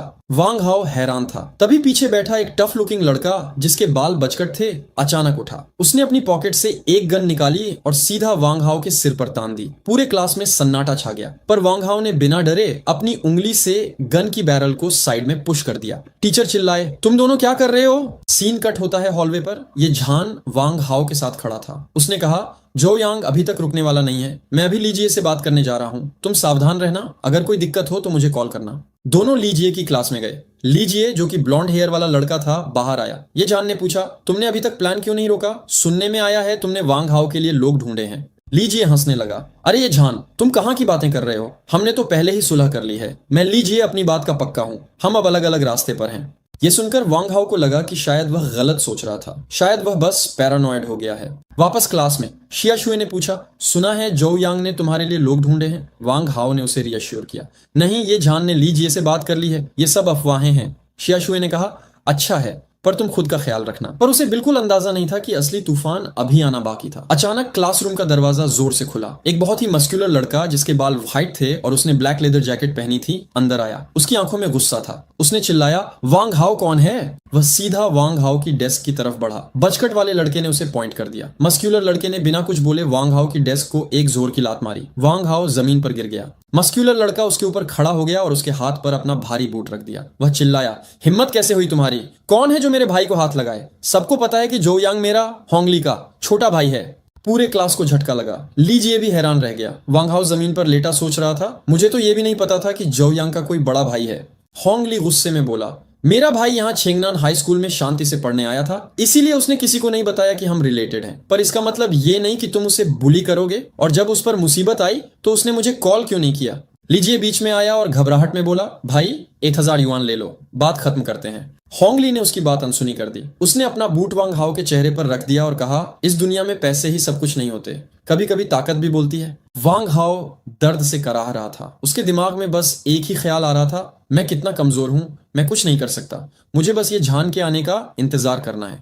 और तभी क्लासरूम का दरवाजा जोर से खुलता है और ये झान भागता हुआ अंदर आता है। उसकी नजरें जमीन पर पड़े वांग हाओ पर पड़ती हैं और वह शॉक रह जाता है। उसे अब समझ आ गया है कि वह लेदर जैकेट पहना हुआ मस्कुलर लड़का होंगली असल में जो यांग का बड़ा भाई है। वांग हाओ जमीन पर पड़ा सोच रहा था कि अब सब खत्म है, उसकी किस्मत खराब है। ये झान ने तुरंत होंगली को समझाने की कोशिश की, लीगे ये वांग हाओ है, मेंग लियांग का स्वॉन ब्रदर है, बस एक छोटी सी मिसअंडरस्टैंडिंग है इन दोनों के बीच। पर होंगली का गुस्सा 7वें आसमान पर था। वह चिल्लाया, मिसअंडरस्टैंडिंग? तुम्हें मीडिएट करने बोला है या वांग हाओ को मेरे भाई के ऊपर चिकन बोन्स फेंकने को कहा है? ये कहकर उसने ये झान को एक इतना जोर का मुक्का मारा कि वह सीधा जमीन पर गिर गया। ये जान दर्द से कराह रहा था, पर उसने वांग हाओ की तरफ देखा और धीरे से कहा, भाई माफ करना, आज मैं तुम्हें कवर नहीं कर पाऊंगा। होंगली अब ये झान को लात मारने ही वाला था कि लीजिए बीच में कूद पड़ा। वह घबराया हुआ बोला, लीगे रुको, ये झान को नहीं पता था कि जो यांग तुम्हारा भाई है, वरना वह कभी ऐसा करता ही नहीं। होंगली ने लीजिए को धक्का दिया और वांग हाओ की तरफ बढ़ा। तभी जमीन पर लेटे हुए ये झान ने होंगली का बूट पकड़ लिया ताकि वह वांग हाओ तक न पहुंच सके। होंगली ने गुस्से में पूछा, अभी भी इसे बचा रहा है? ये झान ने हिम्मत करके कहा, लीगे, शायद मैं तुम्हारे ही भले के लिए ये कर रहा हूं। तुम मेंग लियांग को इग्नोर कर सकते हो, पर उनके पीछे जो ताकत है उससे पंगा लेना तुम्हारे लिए मुश्किल हो सकता है। होंगली जोर से हंसा और बोला, बात सीधी है। जोउ यांग मेरा भाई है, अगर उसे किसी ने मारा है तो बदला तो लूंगा ही, चाहे मेंग लियांग या यू शाओशाओ ही यहाँ आ जाए, मैं अपनी बात पर अडिग रहूंगा। और तभी क्लासरूम के दरवाजे पर एक नया कैरेक्टर एंटर करता है। गोल्डन जैकेट, लंबे वेवी बाल और चेहरे पर एक कॉन्फिडेंट मुस्कान। ये था सु शियाओबाई। होंगली ने हैरानी से पूछा, सु शियाओबाई, तुम यहाँ क्या कर रहे हो? सु शियाओबाई ने मुस्कुराते हुए कहा, एक दोस्त ने भेजा है, देखा जा सके तो वांग हाओ के लिए बात कर दूं। जमीन पर पड़ा वांग हाओ ये सुनते ही समझ गया कि ये यू चेंगफेई यूगे का ही काम है। उसने सोचा, लगता है यूगे को पहले से ही पता था कि मुसीबत आएगी। ये झान ने राहत की सांस ली और सु शियाओबाई से रिक्वेस्ट की। सु शियाओबाई ने होंगली से कहा, इस बार किसी ऐसे ने भेजा है जिसकी बात मैं टाल नहीं सकता। होंगली, थोड़ा फेस दो, मैटर को सुलझा लेते हैं। होंगली ने सोचा और फिर मान गया, क्योंकि वह सु शियाओबाई का कर्जदार था। उसने कहा, ठीक है, आज इसे नहीं मारूंगा, बस कल दोपहर 12 बजे तक 1000 युआन चाहिए। सु शियाओबाई वांग हाओ के पास आया और धीरे से फुसफुसाया, होंगली से पिटने वाले को यूजुअली एक हफ्ता हॉस्पिटल में बिताना पड़ता है, पैसे देकर जान बच गई, इसे ही अच्छा मानो। ये कहकर वह वहां से चला गया। होंगली ने जाते जाते वांग हाओ को वार्न किया, अगर दोबारा जोउ यांग के पास गए तो जान से मार दूंगा। गैंग के जाने के बाद शिया शुए और ये जान ने वांग हाओ को उठाया। शिया शुए ने चिंता से पूछा, क्या तुम्हारे पास पैसे हैं, मैं दे दूं? वांग हाओ ने मना कर दिया, नहीं, मेरे पास अपना तरीका है। शाम का वक्त था और वांग हाओ और ये झान स्कूल के बाहर सड़क पर चल रहे थे। वांग हाओ अभी भी उस बीटिंग के बारे में सोच रहा था जो उसने होंगली से खाई थी, पर ये जान का एटीट्यूड बिल्कुल अलग था। वह मुस्कुराते हुए बोला, यार, गेटिंग बीटन अप में बड़ी बात क्या है? कौन सा लड़का है जो बचपन से लेकर आज तक नहीं पिटा? हम जैसे लोगों के लिए तो ये डेली का नाश्ता है। वांग हाओ हैरान था कि ये जान इतना ओपन माइंडेड कैसे है। ये जान ने समझाया, देखने में हम अब कितने भी पावरफुल क्यों ना लगे, हाई स्कूल के कॉरिडोर्स में दबंगई क्यों ना करें, असल में हम सब वहीं से शुरू किए हैं जहां से तुम अब हो। हर एक को पिटाई खानी पड़ी है। लीजिए को देख लो, वो बचपन से कितना पिटा है, और अभी भी कभी भी कोई नया झगड़ा हो सकता है। ये जान ने आगे कहा, हर किसी के पास बैकअप नहीं होता। मेरी लाइफ भी ऐसी ही थी, हर कदम मार खाकर ही आगे बढ़ा हूं। धीरे धीरे अपने लोग जोड़े, धीरे धीरे दूसरों को मारना शुरू किया और तब जाकर लोगों ने मुझे माना। कोई इससे टूट जाता है, पर कोई इससे और सख्त बन जाता है। वांग हाओ के मन में ये जान की ये बातें गूंज रही थीं। उसने सोचा, मिडिल स्कूल के 3 साल की बुलिंग ने मुझे कमजोर और डरपोक बना दिया था, पर ये जान की बातों ने मेरे अंदर कहीं एक नई उम्मीद की किरण जगा दी है। ये जान ने कहा, इसलिए पिटना कोई बड़ी बात नहीं है। असल में हमें लकी होना चाहिए कि सु शियाओबाई आ गया। अगर वह नहीं आता तो शायद हम दोनों की हालत और भी खराब होती। होंगली कोई आम गुंडा नहीं है, वे ग्रेड 11 का सबसे खतरनाक लड़का है। मेंग लियांग भी उसे आसानी से नहीं संभाल सकता। जोउ यांग ने सही आदमी ढूंढ लिया है बदला लेने के लिए, पर वह पैसे का भूखा है, वह जोउ यांग से पैसे लूटेगा ही। दोनों वहां से सीधे इंटरनेट कैफे पहुंच गए। कैफे का ओनर उन्हें देखते ही चिल्लाया, मेंग लियांग के ये दो छोटे भाई फिर आ गए, चेहरे और शरीर पर छोटे हैं, लगता है फिर पिट गए। अंदर मेंग लियांग उनका इंतजार कर रहा था। वह गुस्से में बोला, क्या हुआ, फिर पिट गए? वांग हाओ ने सिर हिलाकर हाँ कहा और बताया, मामला खत्म नहीं हुआ है, जोउ यांग ने हेल्प बुलाई है, इस बार हम दोनों को मार पड़ी है। मेंग लियांग और गुस्से में आ गया, किसने मारा? ये झान ने कहा, होंगली, वो कुत्ते का बच्चा। मेंग लियांग चिल्लाया, उसकी खाल में अभी नोच लूंगा। ये झान ने बताया, वह कहता है जोउ यांग उसका भाई है। मामला सिंपल नहीं है। मेंग लियांग समझ गया कि होंगली पैसों के लिए लड़ता है, वरना वो खुद उससे निपट लेता। तभी वांग हाओ ने आगे बढ़कर कहा, थैंक यू कि आपने सु शियाओबाई को भेजा, उसकी वजह से हम बच गए, पर मैं ये मामला यहाँ खत्म नहीं करना चाहता, और वो 1000 रुपए भी मैं नहीं दूंगा। मेंग लियांग ने कहा, हम तुमसे वो पैसे कभी नहीं लेंगे। वांग हाओ ने पूछा, पर सु शियाओबाई तो आपका भेजा हुआ नहीं था ना? अगर आपने नहीं भेजा तो किसने उसे मेरी मदद के लिए भेजा? अचानक यू शाओशाओ यूगे गुस्से में ये झान की तरफ मुड़ा और चिल्लाया, ये झान, एक मामला भी ठीक से नहीं सुलझा पाया, अभी तक हमारे पास आने की हिम्मत कैसे हुई? तुम्हें वो बीटिंग मिलनी चाहिए थी, यहां से दूर हो जाओ। पूरे कैफे में सन्नाटा छा गया। सब शौक थे कि यूगे अचानक ये झान को क्यों डांट रहा है। मेंग लियांग ने एक शैतानी मुस्कान के साथ कहा, अभी तक खड़े क्या हो, दिमाग है या नहीं? और वांग हाओ को लेकर बाहर निकल गया। वो तीनों बिल्डिंग की छत रूफटॉप पर पहुंच गए। वहां शांति थी। मेंग लियांग ने कहा, ये झान अच्छा लड़का है, सबका ख्याल रखता है। यू शाओशाओ ने सिगरेट सुलगाते हुए कहा, इस बार होंगली के सामने वह कुछ नहीं कर सकता था। मेंग लियांग ने यू शाओशाओ से सिगरेट मांगी और दोनों में हल्की फुल्की नोक झोंक शुरू हो गई। वांग हाओ ने बीच में बोलकर उन्हें रोका, पहले बात खत्म करो, लड़ाई बाद में करना। मेंग लियांग ने गंभीर होकर वांग हाओ से पूछा, सबसे पहले ये बताओ, क्या तुम इस मामले को ऐसे ही छोड़ दोगे? वांग हाओ ने तुरंत कहा, नहीं, अगर मैंने हार मान ली तो जोउ यांग मुझे हमेशा के लिए कुचल देगा। यू शाओशाओ ने सिगरेट का कश लेते हुए असल सच्चाई बताई, सुनो, हमने ये झान को इसलिए डांटा और भगाया क्योंकि होंगली ने हाथ उठा दिया है। मामला अब सिंपल नहीं रहा। ये झान छेंगनान हाई स्कूल का स्टूडेंट है। अगर वो हमारी वोकेशनल स्कूल के झगड़ों में फंस गया तो उसके लिए मुसीबत खड़ी हो जाएगी। मेंग लियांग ने वांग हाओ को समझाया कि इस इलाके में 3 स्कूलों के गैंग्स के बीच एक ट्राइपॉड यानी 3 तरफा राइवलरी है, चेंगनान हाई, बेयुआन वोकेशनल और बेयुआन नंबर 7 मिडिल स्कूल। मेंग लियांग ने बताया, देख वांग हाओ,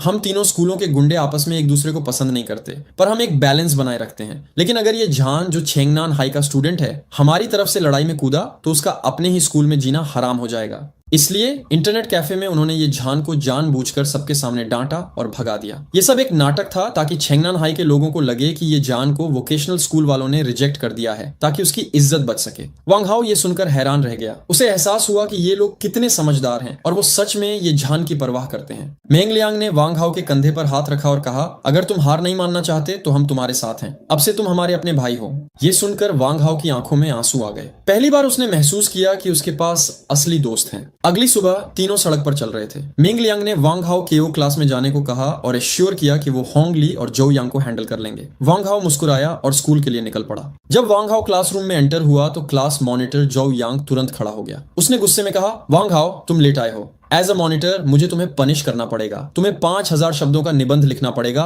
और पूरे क्लास के सामने पढ़ना पड़ेगा। वांग हाओ ने शांति से उसकी तरफ देखा और धीरे से बोला, शिएनी माँ, तेरी माँ का शुक्रिया। पूरे क्लास में जोर जोर से हंसी फैल गई। शिया शुए और बाकी सब हंसने लगे। जो यांग गुस्से से लाल हो गया और चिल्लाया, तुमने मुझे गाली दी?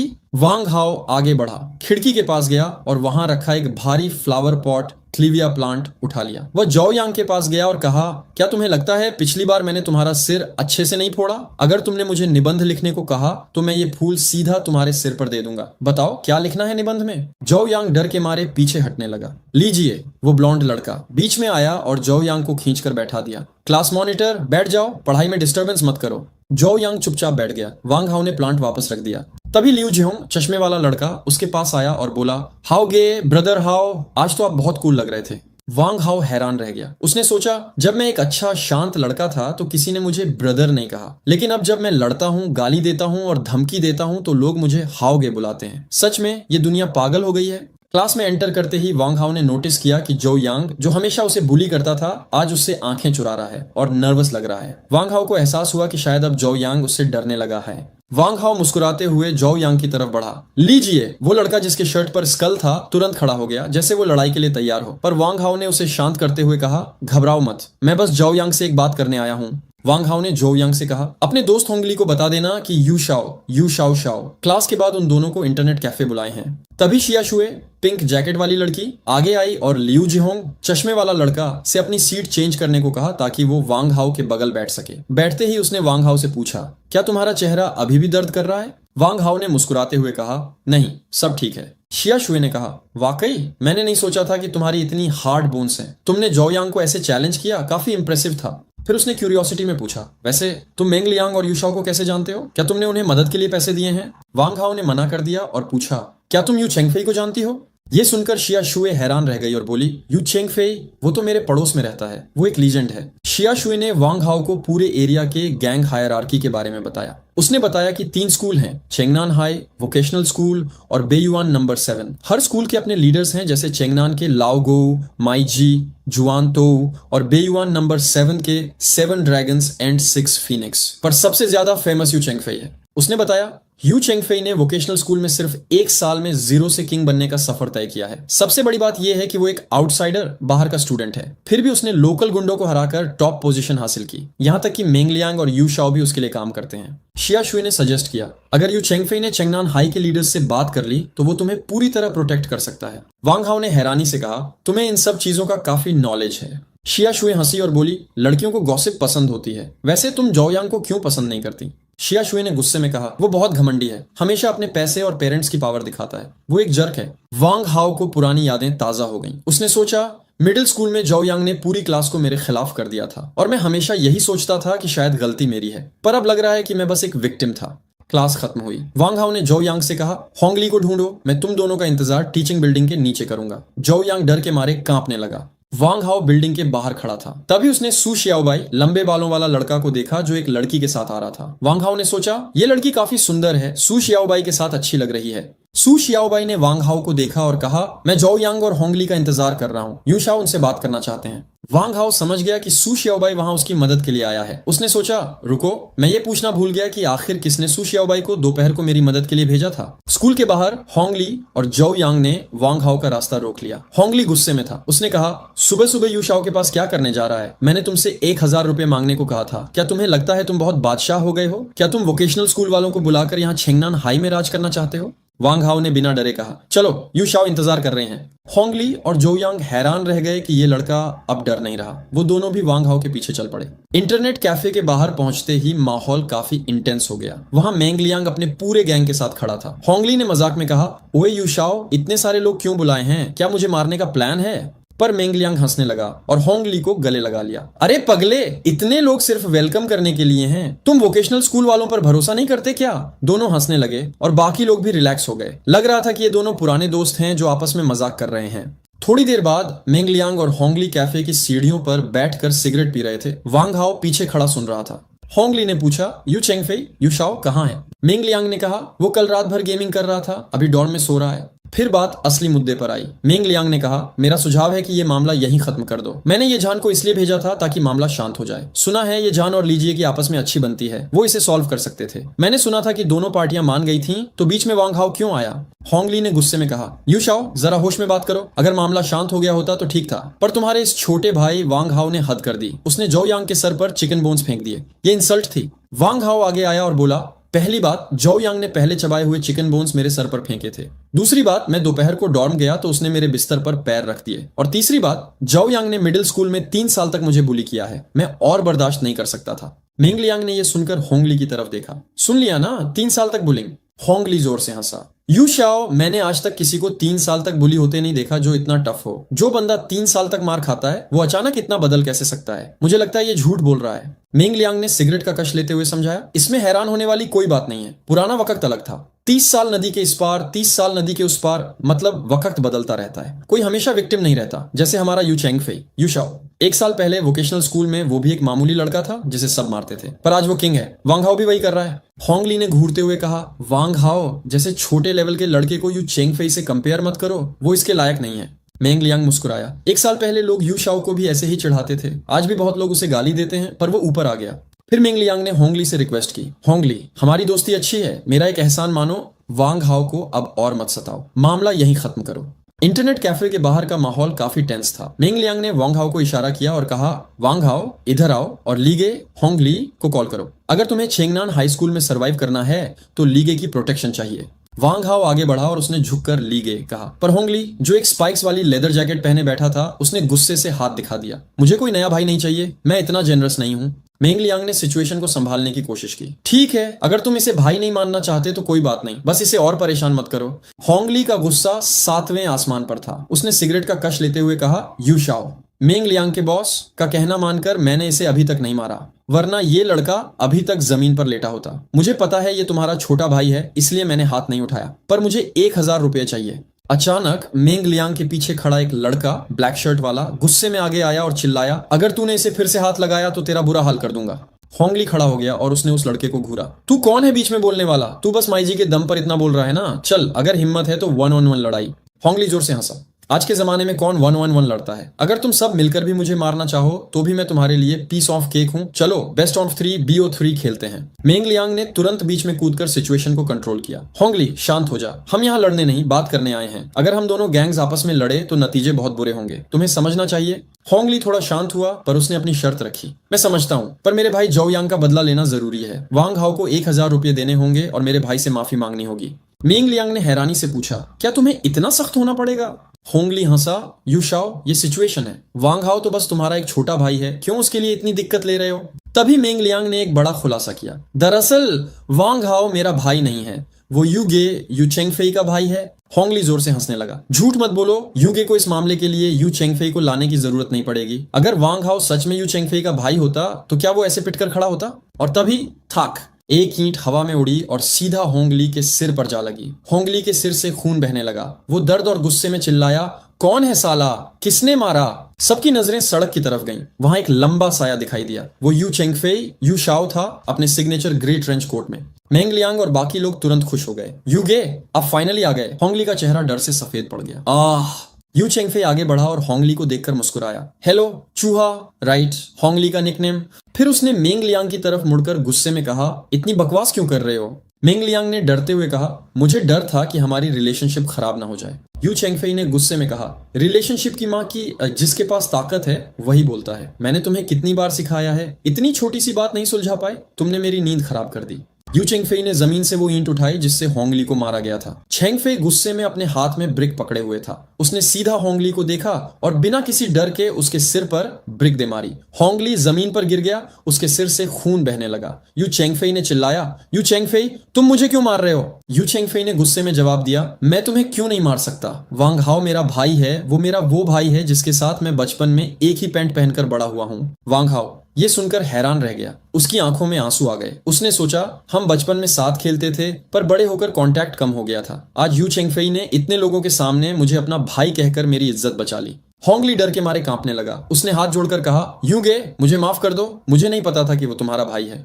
यू चेंगफेई ने अपना ध्यान जौ यांग की तरफ किया। वो जौ यांग के पास गया और पूछा, हम पहले मिले हैं ना? मैंने तुम्हें पहले मारा था ना? वांग हाओ शॉक रह गया। उसे अब समझ आया कि यू चेंगफेई ने जौ यांग को पहले भी मारा था। यू चेंगफेई ने जौ यांग से पूछा, बताओ मैंने तुम्हें उस वक्त क्यों मारा था? जौ यांग पसीने पसीने हो गया। उसने डरते हुए कहा, तुमने मुझे कहा था कि अब से वांग हाओ को कभी परेशान मत करना। वांग हाओ को झटका लगा। उसने सोचा, मतलब यू चेंगफेई ने 6 महीने पहले जौ यांग को मेरे लिए वार्न किया था, पर उसके बाद भी जौ यांग ने मुझे और ज्यादा बुली किया। यू चेंगफेई ने गुस्से में कहा, लगता है तुमने मेरी एडवाइस नहीं मानी। उसने जमीन से एक और ब्रिक उठाई। क्या अभी भी कुछ कहना चाहते हो? जौ यांग रोते हुए बोला, हम दोनों एक ही टाउन से हैं, प्लीज मुझे मत मारो। यू चेंगफेई ने कहा, वांग हाओ को बुली करना मौत के बराबर है। जौ यांग डर के मारे रो पड़ा। मैं गलती करूंगा, प्लीज छोड़ दो। यू चेंगफेई ने पूछा, प्रॉब्लम कहाँ है? क्या मैंने पहले कम मारा था या तुम्हें बहुत हिम्मत हो गई है? ये कहकर उसने ब्रिक सीधा जौ यांग के चेहरे पर दे मारी। जौ यांग इतना डर गया कि उसके पैंट में पेशाब निकल गई। वहां खड़े सभी लोग उस पर हंसने लगे और उंगली उठाने लगे। यू चेंगफेई ने वांग हाओ की तरफ मुड़कर कहा, देखा, वो इसलिए तुम्हें बुली कर रहा है क्योंकि वो तुमसे डरता नहीं है। अगर तुम्हें इस किस्मत से बाहर निकलना है तो तुम्हें उसे डरना सिखाना पड़ेगा, समझे? पिछले 3 सालों में जब वो तुम्हें बुली कर रहा था, मैंने दिमाग में उसे हजारों बार मारा है, पर अफसोस वो सिर्फ एक ख्याल था। वांग हाओ ने आगे बढ़कर यू चेंगफेई के हाथ से ब्रिक ले ली। जौ यांग ने गिरते हुए कहा, वांग हाओ प्लीज मुझे मत मारो, मैं गलती करूंगा। हम क्लासमेट हैं, देखकर हमारी पुरानी यादें, मैंने तुम्हें मिल्क भी पिलाया था। वांग हाओ को पुरानी यादें ताजा हो गईं। उसने सोचा, जब हम डेस्कमेट बने तो उसने मुझे स्नैक्स दिए थे, पर वो सिर्फ इसलिए ताकि वो एग्जाम में मेरे पेपर्स कॉपी कर सके। वांग हाओ ने गुस्से में कहा, झुक जा नील। उसने ब्रिक जौ यांग के सिर पर दे मारी। जौ यांग दर्द से चिल्लाया और जमीन पर घुटनों के बल गिर गया। उसके सिर से खून बहने लगा। वांग हाओ ने फाइनली अपने बुली को सबक सिखा दिया था। जौ यांग जमीन पर घुटनों के बल बैठा था, उसके सिर से खून बह रहा था। वांग हाओ ने उसे देखा और सोचा, क्या किसी को अपने आगे झुकाना सच में गर्व की बात है? तुमने शायद उसके शरीर को तो जीत लिया है, पर उसके दिल को कभी नहीं जीत पाओगे। वांग हाओ को पता था कि जौ यांग के दिमाग में क्या चल रहा है। वो सिर्फ डर के मारे झुका है। अंदर ही अंदर वो बदला लेने की प्लानिंग कर रहा होगा। पर वांग हाओ ने उसे उठने का इशारा किया और कहा, उठ जाओ, मैं तुम्हें नहीं मारना चाहता, वरना मेरा हाथ गंदा हो जाएगा। अगर तुम्हें लगता है कि तुम बदला ले सकते हो तो कभी भी आ जाना। जौ यांग हैरान रह गया कि वांग हाओ उसे छोड़ रहा है। वो डरते हुए उठा और वहां से भाग गया। ली जिये ने यू शाओ, यू चेंगफेई से पूछा, क्या हमें उसे सच में जाने देना चाहिए? यू शाओ ने मुस्कुराते हुए कहा, चिंता मत करो, होंगली तो तुम्हारे लिए ही आया था। अगर जौ यांग अभी चला गया तो होंगली बाद में उसकी जरूर पिटाई करेगा। डोंगुआन के एक रहने वाले के नाते मैं उसे वार्न कर रहा हूँ। फिर यू शाओ ने वांग हाओ की तरफ मुड़कर उसके कंधे पर हाथ रखा और पूछा, कैसा लगा? सुकून मिला ना? वांग हाओ ने मुस्कुराते हुए कहा, बहुत ज्यादा सुकून मिला। यू गे, आज के लिए थैंक यू।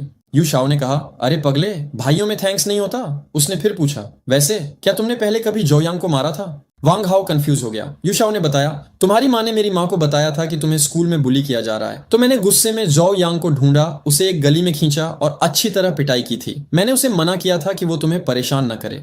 वांग हाओ को अचानक सब समझ आ गया। उसने सोचा, तो इसलिए उसके बाद जौ यांग ने मुझे और ज्यादा बुली किया। उसने अपना गुस्सा और ह्यूमिलिएशन मुझ पर निकाला। यू शाओ ने गुस्से में कहा, लगता है मैंने उसे उस वक्त हल्का मारा था। कोई बात नहीं, अब हमारे स्कूल पास हैं। अगर फ्यूचर में कोई दिक्कत हो तो सीधा मुझे ढूंढ लेना। अचानक यू शाओ को कुछ याद आया और वो घबरा गया। अरे सब लोग कहाँ गए? मेरा गेम अकाउंट कौन लेवल अप करेगा? मैंने कहा था ना कि मेरा अकाउंट 24 घंटे ऑनलाइन रहना चाहिए। मेंग लियांग ने उसे शांत करते हुए कहा, चिंता मत करो यूगे, मैंने लाओ झांग को बोल दिया है, वो अभी ग्राइंड कर रहा है। यू शाओ ने चैन की सांस ली। यू शाओ ने वांग हाओ से कहा, इस बार मैं तुमसे नाराज नहीं हूँ, पर अगली बार अगर होंगली जैसे किसी से पंगा पड़े तो बिना सोचे समझे उस पर टूट पड़ना। बाकी की जिम्मेदारी मेरी है, मैं हूं ना संभालने के लिए। सब लोग जोर से हंसने लगे। मेंग लियांग ने वांग हाओ से माफी मांगी कि उसने मामले को अच्छे से हैंडल नहीं किया। वांग हाओ ने कहा कि कोई बात नहीं, सबने उसका ख्याल रखा और सु शियाओबाई ने भी होंगली को रोका था। यू शाओ ने सु शियाओबाई के बारे में पूछा और वांग हाओ को सलाह दी कि उससे अच्छे रिश्ते रखे, क्योंकि भविष्य में उसकी मदद लग सकती है। फिर यू शाओ ने अचानक वांग हाओ से एक गंभीर सवाल पूछा, वांग हाओ, जब तुमने वो फ्लावर पॉट उठाया था जो यांग को मारने के लिए, तो क्या तुमने ये सोचा था कि अगर मैं वहां नहीं मिला तो तुम क्या करोगे? वांग हाओ ने सच्चाई से जवाब दिया, हाँ मैंने सोचा था। अगर मुझे तुम नहीं मिलते तो मैं सीधा घर चला जाता और स्कूल ट्रांसफर कर लेता। कम से कम अगले 3 साल तक मुझे बुली नहीं होना पड़ता। यू शाओ ने वांग हाओ की पीठ थपथपाई और कहा, बहुत अच्छा, तुम्हारे अंदर असली मर्द वाली हिम्मत है। तभी मिंग लियांग ने देखा कि यू शाओ खड़े खड़े सो रहा है। उसने उसे हिलाया तो यू शाओ होश में आया और बोला, मैं तो बस झपकी ले रहा था। उसके दोस्तों ने मजाक किया कि यूगे की खड़े होकर सोने की कला कमाल की है। यू चेंगफेई अचानक होश में आया, जैसे वो अभी सोकर उठा हो। उसने हैरानी से पूछा, अरे मैं तो डॉर्म में था ना, यहाँ कैसे आ गया?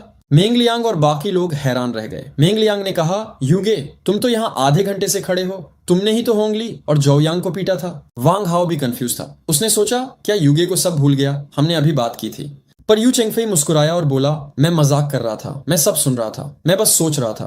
फिर उसने अपना असली प्लान बताया जो सबके होश उड़ा देगा। यू चेंगफेई ने कहा, माई जी, होंगली का बॉस अभी जेल में है, वो 15 दिन तक बाहर नहीं आ पाएगा। सब शॉक्ड थे। मेंग लियांग ने पूछा, क्या वो जेल में कैसे गया? यू चेंगफेई ने हंसते हुए बताया, मैंने एक लियांगपी स्टॉल के मालिक को पैसे देकर कहा था कि वो माई जी के खाने में एक पूरी बोतल मिर्च डाल दे। माई जी का गुस्सा 7वें आसमान पर चला गया। उसने हंगामा किया और पुलिस ने उसे उठा लिया। अब वो 15 दिन तक फ्री खाना जेल खाएगा। वांग हाओ समझ गया। इसलिए यू चेंगफेई ने होंगली को इतनी बुरी तरह पीटा क्योंकि उसका बॉस माई जी पहले से ही जेल में था, तो कोई बदला लेने वाला नहीं था। यू चेंगफेई फिर वांग हाओ की तरफ मुड़ा और गंभीर होकर कहा, वांग हाओ मेरी बात ध्यान से सुनो, तुम्हें चेंगनान हाई स्कूल छोड़ना पड़ेगा। वांग हाओ घबरा गया, क्यों? मैंने तो अभी बुलिंग खत्म की है। यू चेंगफेई ने समझाया, 15 दिन बाद माई जी बाहर आएगा, वो तुम्हें कभी नहीं छोड़ेगा। वो जो यांग से भी ज्यादा खतरनाक है। अगर तुम यहाँ रहे तो वो तुम्हें बुरी तरह परेशान करेगा। इसीलिए मेरे वोकेशनल स्कूल झिशियाओ आ जाओ, वहां तुम सुरक्षित रहोगे। वहां का प्रिंसिपल तुम्हारा स्वागत करेगा और स्कॉलरशिप भी देगा। वांग हाओ की आंखों में आंसू आ गए। उसने सोचा, मैंने ये स्कूल बुलिंग से बचने के लिए ज्वाइन किया था, पर अब लगता है यहाँ से निकलना ही पड़ेगा। मिंग लियांग और बाकी लोग भी वांग हाओ को गले लगाने लगे। हाँ भाई, हमारे पास आ जाओ, हम तुम्हारी रक्षा करेंगे। वांग हाओ रो पड़ा। उसने सोचा, शायद ये लोग यू चेंगफेई की वजह से मेरे पास हैं, पर आज मुझे पहली बार असली दोस्त महसूस हो रहे हैं। फिर सब लोग इंटरनेट कैफे गए गेम खेलने। यू चेंगफेई बहुत एक्साइटेड था। चलो मेरा अकाउंट चेक करते हैं। मैंने कहा था ना कि मेरा अकाउंट 24 घंटे ऑनलाइन रहना चाहिए।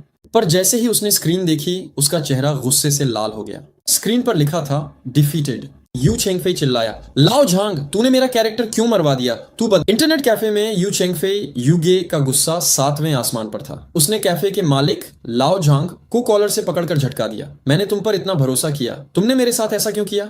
लाओ झांग डर के मारे, अकाउंट कितना इंपॉर्टेंट है? लाओ झांग ने गिड़गिड़ाते हुए कहा, मैं कंपेंसेशन दूंगा, मैं आपको 50 रुपए की मेंबरशिप रिचार्ज कर देता हूँ। यू चेंगफेई को यह सुनकर और गुस्सा आ गया। क्या मैं पैसों से खरीदा जा सकता हूँ? लाओ झांग ने तुरंत ऑफर बढ़ाया, ठीक है, 100 रुपए की मेंबरशिप। यू चेंगफेई का गुस्सा ठंडा पड़ गया। उसने मुस्कुराते हुए कहा, चलो तुम्हारी सिंसियरिटी देखकर मैं आज के लिए छोड़ देता हूँ। फिर उसने वांग हाओ की तरफ इशारा किया और कहा, वो 100 रुपए मेरे इस छोटे भाई वांग हाओ के अकाउंट में ट्रांसफर कर दो। वांग हाओ ने मना कर दिया, नहीं यूगे, मुझे पैसे नहीं चाहिए, मुझे स्कूल वापस जाना है। यू चेंगफेई ने कहा, चलो मैं तुम्हें छोड़ आता हूँ। दोनों सड़क पर अकेले चल रहे थे। वांग हाओ ने कहा, यूगे आप वापस चले जाओ, मैं रास्ता खुद ढूंढ लूंगा। यू चेंगफेई ने गंभीर होकर कहा, वांग हाओ मैं जानता हूँ कि तुम चेंगनान हाई स्कूल छोड़ना नहीं चाहते, पर तुम्हें जाना पड़ेगा। माई जी राइवल गैंग लीडर अभी डिटेंशन में है, उसके पास 15 दिन है। 15 दिन बाद वो बाहर आएगा और तुमसे बदला लेगा, इसलिए तुम्हारे पास ट्रांसफर का सिर्फ 15 दिन का समय है। वांग हाओ ने हाँ में सिर हिलाया, ठीक है। वांग हाओ अब अकेला चल रहा था। उसने सोचा, मैं अकेले चलने का आदी हूँ, इसलिए मुझे अकेलापन महसूस नहीं होता, बल्कि शांति मिलती है और मैं बहुत सी चीजों के बारे में सोच सकता हूँ। वो स्कूल के गेट पर पहुंचा। उसने सोचा, जब मैं पहली बार यहाँ आया था तो कितना एक्साइटेड था, पर सोचा नहीं था कि 1 महीने से भी कम समय में मुझे अलविदा कहना पड़ेगा। कैफेटेरिया में खाना खाते वक्त उसने महसूस किया कि खाने का कोई स्वाद नहीं है। क्या मैं बहुत ज्यादा सोच रहा हूँ? उसने सोचा, मेरे पास अभी भी कुछ दिन है यहाँ खाने के लिए। उसने देखा कि बाकी स्टूडेंट्स कितने बेफिक्र हैं, मजे कर रहे हैं। क्यों मैं उनकी तरह नॉर्मल स्कूल लाइफ एंजॉय नहीं कर सकता? क्यों मैं शांति से नहीं रह सकता? ये सब जो यांग की वजह से है। अगर वो नहीं होता तो मैं यहाँ तक नहीं पहुंचता। मैंने उसे उकसाया, पर वो मुझे छोड़ने को तैयार नहीं है। रात को सेल्फ स्टडी के समय वांग हाओ गुस्से में क्लासरूम में भागा। उसने सीधा जो यांग को लात मारी। जो यांग जमीन पर गिर गया, उसके सिर से खून बहने लगा। वांग हाओ उसके ऊपर खड़ा हो गया और चिल्लाया, सालो साइड हो जाओ, आज जो कोई भी मेरे रास्ते में आएगा उसका हाल जो यांग जैसा होगा। उसने जो यांग को फिर से मारना शुरू कर दिया। उसके दिमाग में ख्याल आया, क्या ये मेरा कमबैक है? वो शख्स जिसने 3 साल तक मुझे बुली किया आज मेरे सामने बेबस है। क्लास में वापस आकर शिया शुए ने वांग हाओ से कहा, पहले मुझे लगा तुम बहुत सिंपल और शांत लड़के हो, पर आज तुम्हारा गुस्सा देखकर मैं थोड़ी डर गई हूँ। वांग हाओ ने तुरंत माफी मांगी। शिया शुए ने मुस्कुराते हुए कहा, कोई बात नहीं, तुम्हारी इमेज मेरी नजर में अभी भी अच्छी है, बस आगे से ऐसा मत करना। वांग हाओ ने थोड़ा प्लेफुल होकर उसका हाथ पकड़ने की कोशिश की, पर शिया शुए ने थोड़ा पीछे होते हुए कहा, वांग हाओ, मुझे नहीं पता था तुम ऐसे भी हो, मेरी तुम्हारे बारे में राय बदल रही है। तभी टीचर गेलाउशी क्लासरूम में एंटर हुए। उन्होंने जो यांग को बैंडेज के साथ देखा और पूछा, जो यांग तुम्हें क्या हुआ? जो यांग ने डरते हुए झूठ बोला, सर मैं सीढ़ियों से गिर गया था। टीचर ने उसे डांटा कि वह कितना क्लमजी है। फिर टीचर ने देखा कि शिया शुए वांग हाओ के पास बैठी है। उन्होंने पूछा, शिया शुए तुम यहाँ क्या कर रही हो? शिया शुए ने तुरंत कवर किया, सर वांग हाओ को एक क्वेश्चन समझ नहीं आ रहा था, इसलिए मैं उसे हेल्प कर रही थी। टीचर बहुत खुश हुए और बोले, वाह, सेल्फ स्टडी के टाइम में भी दूसरों की मदद करना। शिया शुए तुम वाकई एक आइडियल स्टूडेंट हो, इस सेमेस्टर का 3 गुड स्टूडेंट अवार्ड तुम्हारा है। फिर टीचर ने वांग हाओ को बाहर हॉलवे में बुलाया। वहां उन्होंने गंभीर होकर कहा, वांग हाओ क्या तुम्हें लगता है मुझे कुछ नहीं पता? स्कूल में अर्ली डेटिंग, पपी लव सख्ती से मना है। तुम दोनों का बिहेवियर बहुत ब्लेटेंट, खुल्लम खुल्ला है। वांग हाओ क्लासरूम में वापस आया तो वह मुस्कुरा रहा था। शिया शुए ने पूछा, टीचर ने क्या कहा? वांग हाओ ने धीरे से कहा, टीचर को लग रहा है कि हम डेटिंग कर रहे हैं। ये सुनकर शिया शुए का चेहरा लाल हो गया। वांग हाओ ने मन में सोचा, मुझे शिया शुए को अपनी गर्लफ्रेंड बनाना है। ये फीलिंग दिन ब दिन बढ़ रही है। अगर मैं स्कूल छोड़ रहा हूँ तो ये मेरा सबसे बड़ा रिग्रेट होगा। मुझे इन 15 दिनों के अंदर शिया शुए को प्रपोज करना ही पड़ेगा ताकि मुझे कोई पछतावा ना हो। अगली सुबह वांग हाओ शिया शुए के लिए ब्रेकफास्ट लेकर आया। शिया शुए बहुत खुश हुई। लाइब्रेरी में भी वांग हाओ ने उसके लिए बुक निकालने में हेल्प की। इधर वांग हाओ ने नोटिस किया कि सु शियाओबाई रोज नई गर्लफ्रेंड के साथ घूम रहा है। पहले उसने तांग शियाओ को इंट्रोड्यूस किया, फिर अगले दिन ली आरान को। वांग हाओ को थोड़ी जलन हुई। उसने सोचा, हमारे पास तो एक भी गर्लफ्रेंड नहीं है और ये सु शियाओबाई रोज नई लड़की के साथ घूम रहा है। लाइफ कितनी अनफेयर है। वांग हाओ कैंपस में वॉक कर रहा था कि अचानक उसकी मुलाकात सु शियाओबाई से हो गई। सु शियाओबाई अपनी नई गर्लफ्रेंड के साथ घूम रहा था। वांग हाओ ने ग्रीट किया, लॉन्ग टाइम नो सी। वांग हाओ ने मन में सोचा, सु शियाओबाई ने तो पिछले कुछ दिनों में ही नई गर्लफ्रेंड बना ली, लगता है मुझे भी अपनी स्पीड बढ़ानी पड़ेगी। शिया शुए के साथ बात को आगे बढ़ाना ही पड़ेगा। डॉर्म रूम में पहुंचकर वांग हाओ ने अपने रूममेट्स को अपना प्लान बताया। मैं टीचिंग बिल्डिंग के नीचे कैंडल से हार्ट शेप बनाऊंगा, हाथ में रोजेस होंगी और तुम सब मेरे साथ चिल्लाना। रूममेट्स बहुत एक्साइटेड हो गए। बढ़िया आइडिया है, मैं कैंडल्स का इंतजार करता हूँ और मैं सबसे जोर से चिल्लाऊंगा। वांग हाओ ने मुस्कुराते हुए सोचा, कोई बात नहीं, मैं वैसे भी छेंगनान हाई छोड़ने वाला हूँ तो आखिरी बार थोड़ा ड्रामा कर लेता हूँ। रात का वक्त था। ग्राउंड पर कैंडल से बड़ा सा हार्ट बना हुआ था। बीच में वांग हाओ गुलाब के फूलों का बुके लेकर खड़ा था। चारों तरफ स्टूडेंट्स जमा थे और ऊपर बैल्कनी से भी लोग देख रहे थे। स्टूडेंट्स डर रहे थे, अगर पकड़े गए तो सस्पेंशन पक्का है, शायद पेरेंट्स को भी बुलाया जाए। पर वांग हाओ को कोई फर्क नहीं पड़ रहा था। मुझे क्या, मैं जा ही रहा हूँ यहाँ से। वांग हाओ ने जोर से चिल्लाया, शिया शुए आई लव यू, प्लीज मेरी गर्लफ्रेंड बन जाओ। तभी भीड़ को चीरते हुए शिया शुए बाहर आई। पिंक ब्लेजर में वह बहुत सुंदर लग रही थी। वांग हाओ का दिल जोर से धड़कने लगा। क्या दुनिया में इससे ज्यादा खुशी की बात हो सकती है? वह शिया शुए के पास गया और बोला, शिया शुए तुम आ गई, हम रोज साथ होते हैं और मुझे बहुत मजा आता है, प्लीज मेरी गर्लफ्रेंड बन जाओ, मैं तुम्हें बहुत प्यार करूंगा। अचानक वहां सिक्योरिटी गार्ड और टीचर्स आ गए। ओए स्टूडेंट, यहाँ पब्लिक कन्फेशन मना है, पकड़ो इसे और ऑफिस ले चलो। शिया शुए ने आगे बढ़कर कहा, वांग हाओ थैंक यू, तुमने मेरे लिए बहुत एफर्ट लगाया है। पर वांग हाओ घबरा गया। पर क्या? शिया शुए ने धीरे से कहा, पर मेरा पहले से बॉयफ्रेंड है। वांग हाओ सुन्न पड़ गया। क्या? ये कैसे हो सकता है? वांग हाओ गुस्से में पागल हो गया। उसने टीचर्स को धक्का दिया और चिल्लाया, हट जाओ सामने से, कौन है वो, बताओ कौन है। उसकी आंखें गुस्से से लाल हो गई थी। बताओ शिया शुए, वो कौन है? शिया शुए रोने लगी और उसने कहा, वो सु शियाओबाई है। ये सुनकर वांग हाओ को झटका लगा। सु शियाओबाई? क्यों? उसे वह दिन याद आ गया जब होंगली ने उसे मारा था और सु शियाओबाई आया था उसे बचाने। वांग हाओ ने सोचा, मुझे लगा था कि यू चेंग फेई ने उसे भेजा है, पर शायद शिया शुए ने ही उसे भेजा था, वरना सु शियाओबाई जैसे रिच लड़के को मुझसे क्या काम। मैं कितना बेवकूफ था जो सोचा कि शिया शुए मुझे पसंद करती है। सु शियाओबाई के मुकाबले मैं तो कुछ भी नहीं हूँ। ये सब बस एक सपना था। मुझ पर ही हंसी आ रही है। ऑफिस में वांग हाओ को ले जाया गया। वहां एक आदमी ने गुस्से में पूछा, कौन सी क्लास का है तू? वांग हाओ जमीन पर बैठा था। उसने सार्कास्टिक टोन में कहा, तुम ही गेस करो। आदमी गुस्सा हो गया और उसने वांग हाओ का कॉलर पकड़ लिया। क्या बोला? तुझे 3 मौके देता हूँ सही गेस करने के लिए। वांग हाओ ने हंसते हुए कहा, एक्सपेल कर दोगे क्या? कर दो मुझे, वैसे भी यही चाहता हूँ। ऑफिस में वांग हाओ ने टीचर के सामने अपनी बात रखी। मैं वोकेशनल स्कूल ज्वाइन करना चाहता हूँ। टीचर को गुस्सा आ गया। पागल हो गए हो क्या? वो तो गुंडों थग्स का अड्डा है, वहां क्यों जाना चाहते हो? वांग हाओ ने जिद की, बस जाना चाहता हूँ। टीचर ने हैरानी से कहा, तुम पहले स्टूडेंट हो जो खुद छेंगनान हाई छोड़ना चाहता है। मुझे तुम पर क्यूरियोसिटी हो रही है। उसने वांग हाओ को जाने दिया, लेकिन सोचने पर मजबूर हो गया। वांग हाओ वापस क्लास में आया। शिया शुए ने चिंता से पूछा, वांग हाओ तुम ठीक तो हो? डीन ने तुम्हें कुछ कहा? वांग हाओ ने कोई जवाब नहीं दिया, बस अपनी जगह बैठ गया। उसके दिमाग में बस यही चल रहा था, अगर वह मुझे पसंद नहीं करती तो इतनी चिंता क्यों कर रही है? क्या वह मुझे सिर्फ एक दोस्त मानती है? उसने अचानक शिया शुए की तरफ देखा और पूछा, क्या तुम्हें मुझसे थोड़ी सी भी मोहब्बत नहीं है? शिया शुए की आंखों में आंसू आ गए। वह डर गई उसकी इंटेंस नजरों से। प्लीज ऐसी नजरों से मत देखो, मुझे डर लग रहा है। अचानक वांग हाओ ने उसका हाथ पकड़ा और खींच कर उठा लिया। चलो मेरे साथ। वह उसे क्लास से बाहर खींच कर ले गया, पूरे स्कूल के बीच से भागते हुए। सिक्योरिटी गार्ड ने उन्हें पहचान लिया। अरे ये तो वो लड़का है जिसने कैंडल से प्रपोज किया था। वह दोनों स्कूल के गेट से बाहर निकले और सीधा एक पार्क में झील लेक के किनारे पहुंचे। वांग हाओ हाँफ रहा था। उसने शिया शुए को रोका और फिर से प्रपोज किया। शिया शुए मेरी गर्लफ्रेंड बन जाओ, मैं तुम्हें बहुत अच्छे से रखूंगा। शिया शुए ने मना कर दिया। वांग हाओ मैंने तुम्हें पहले ही बता दिया था ना, मेरा बॉयफ्रेंड है।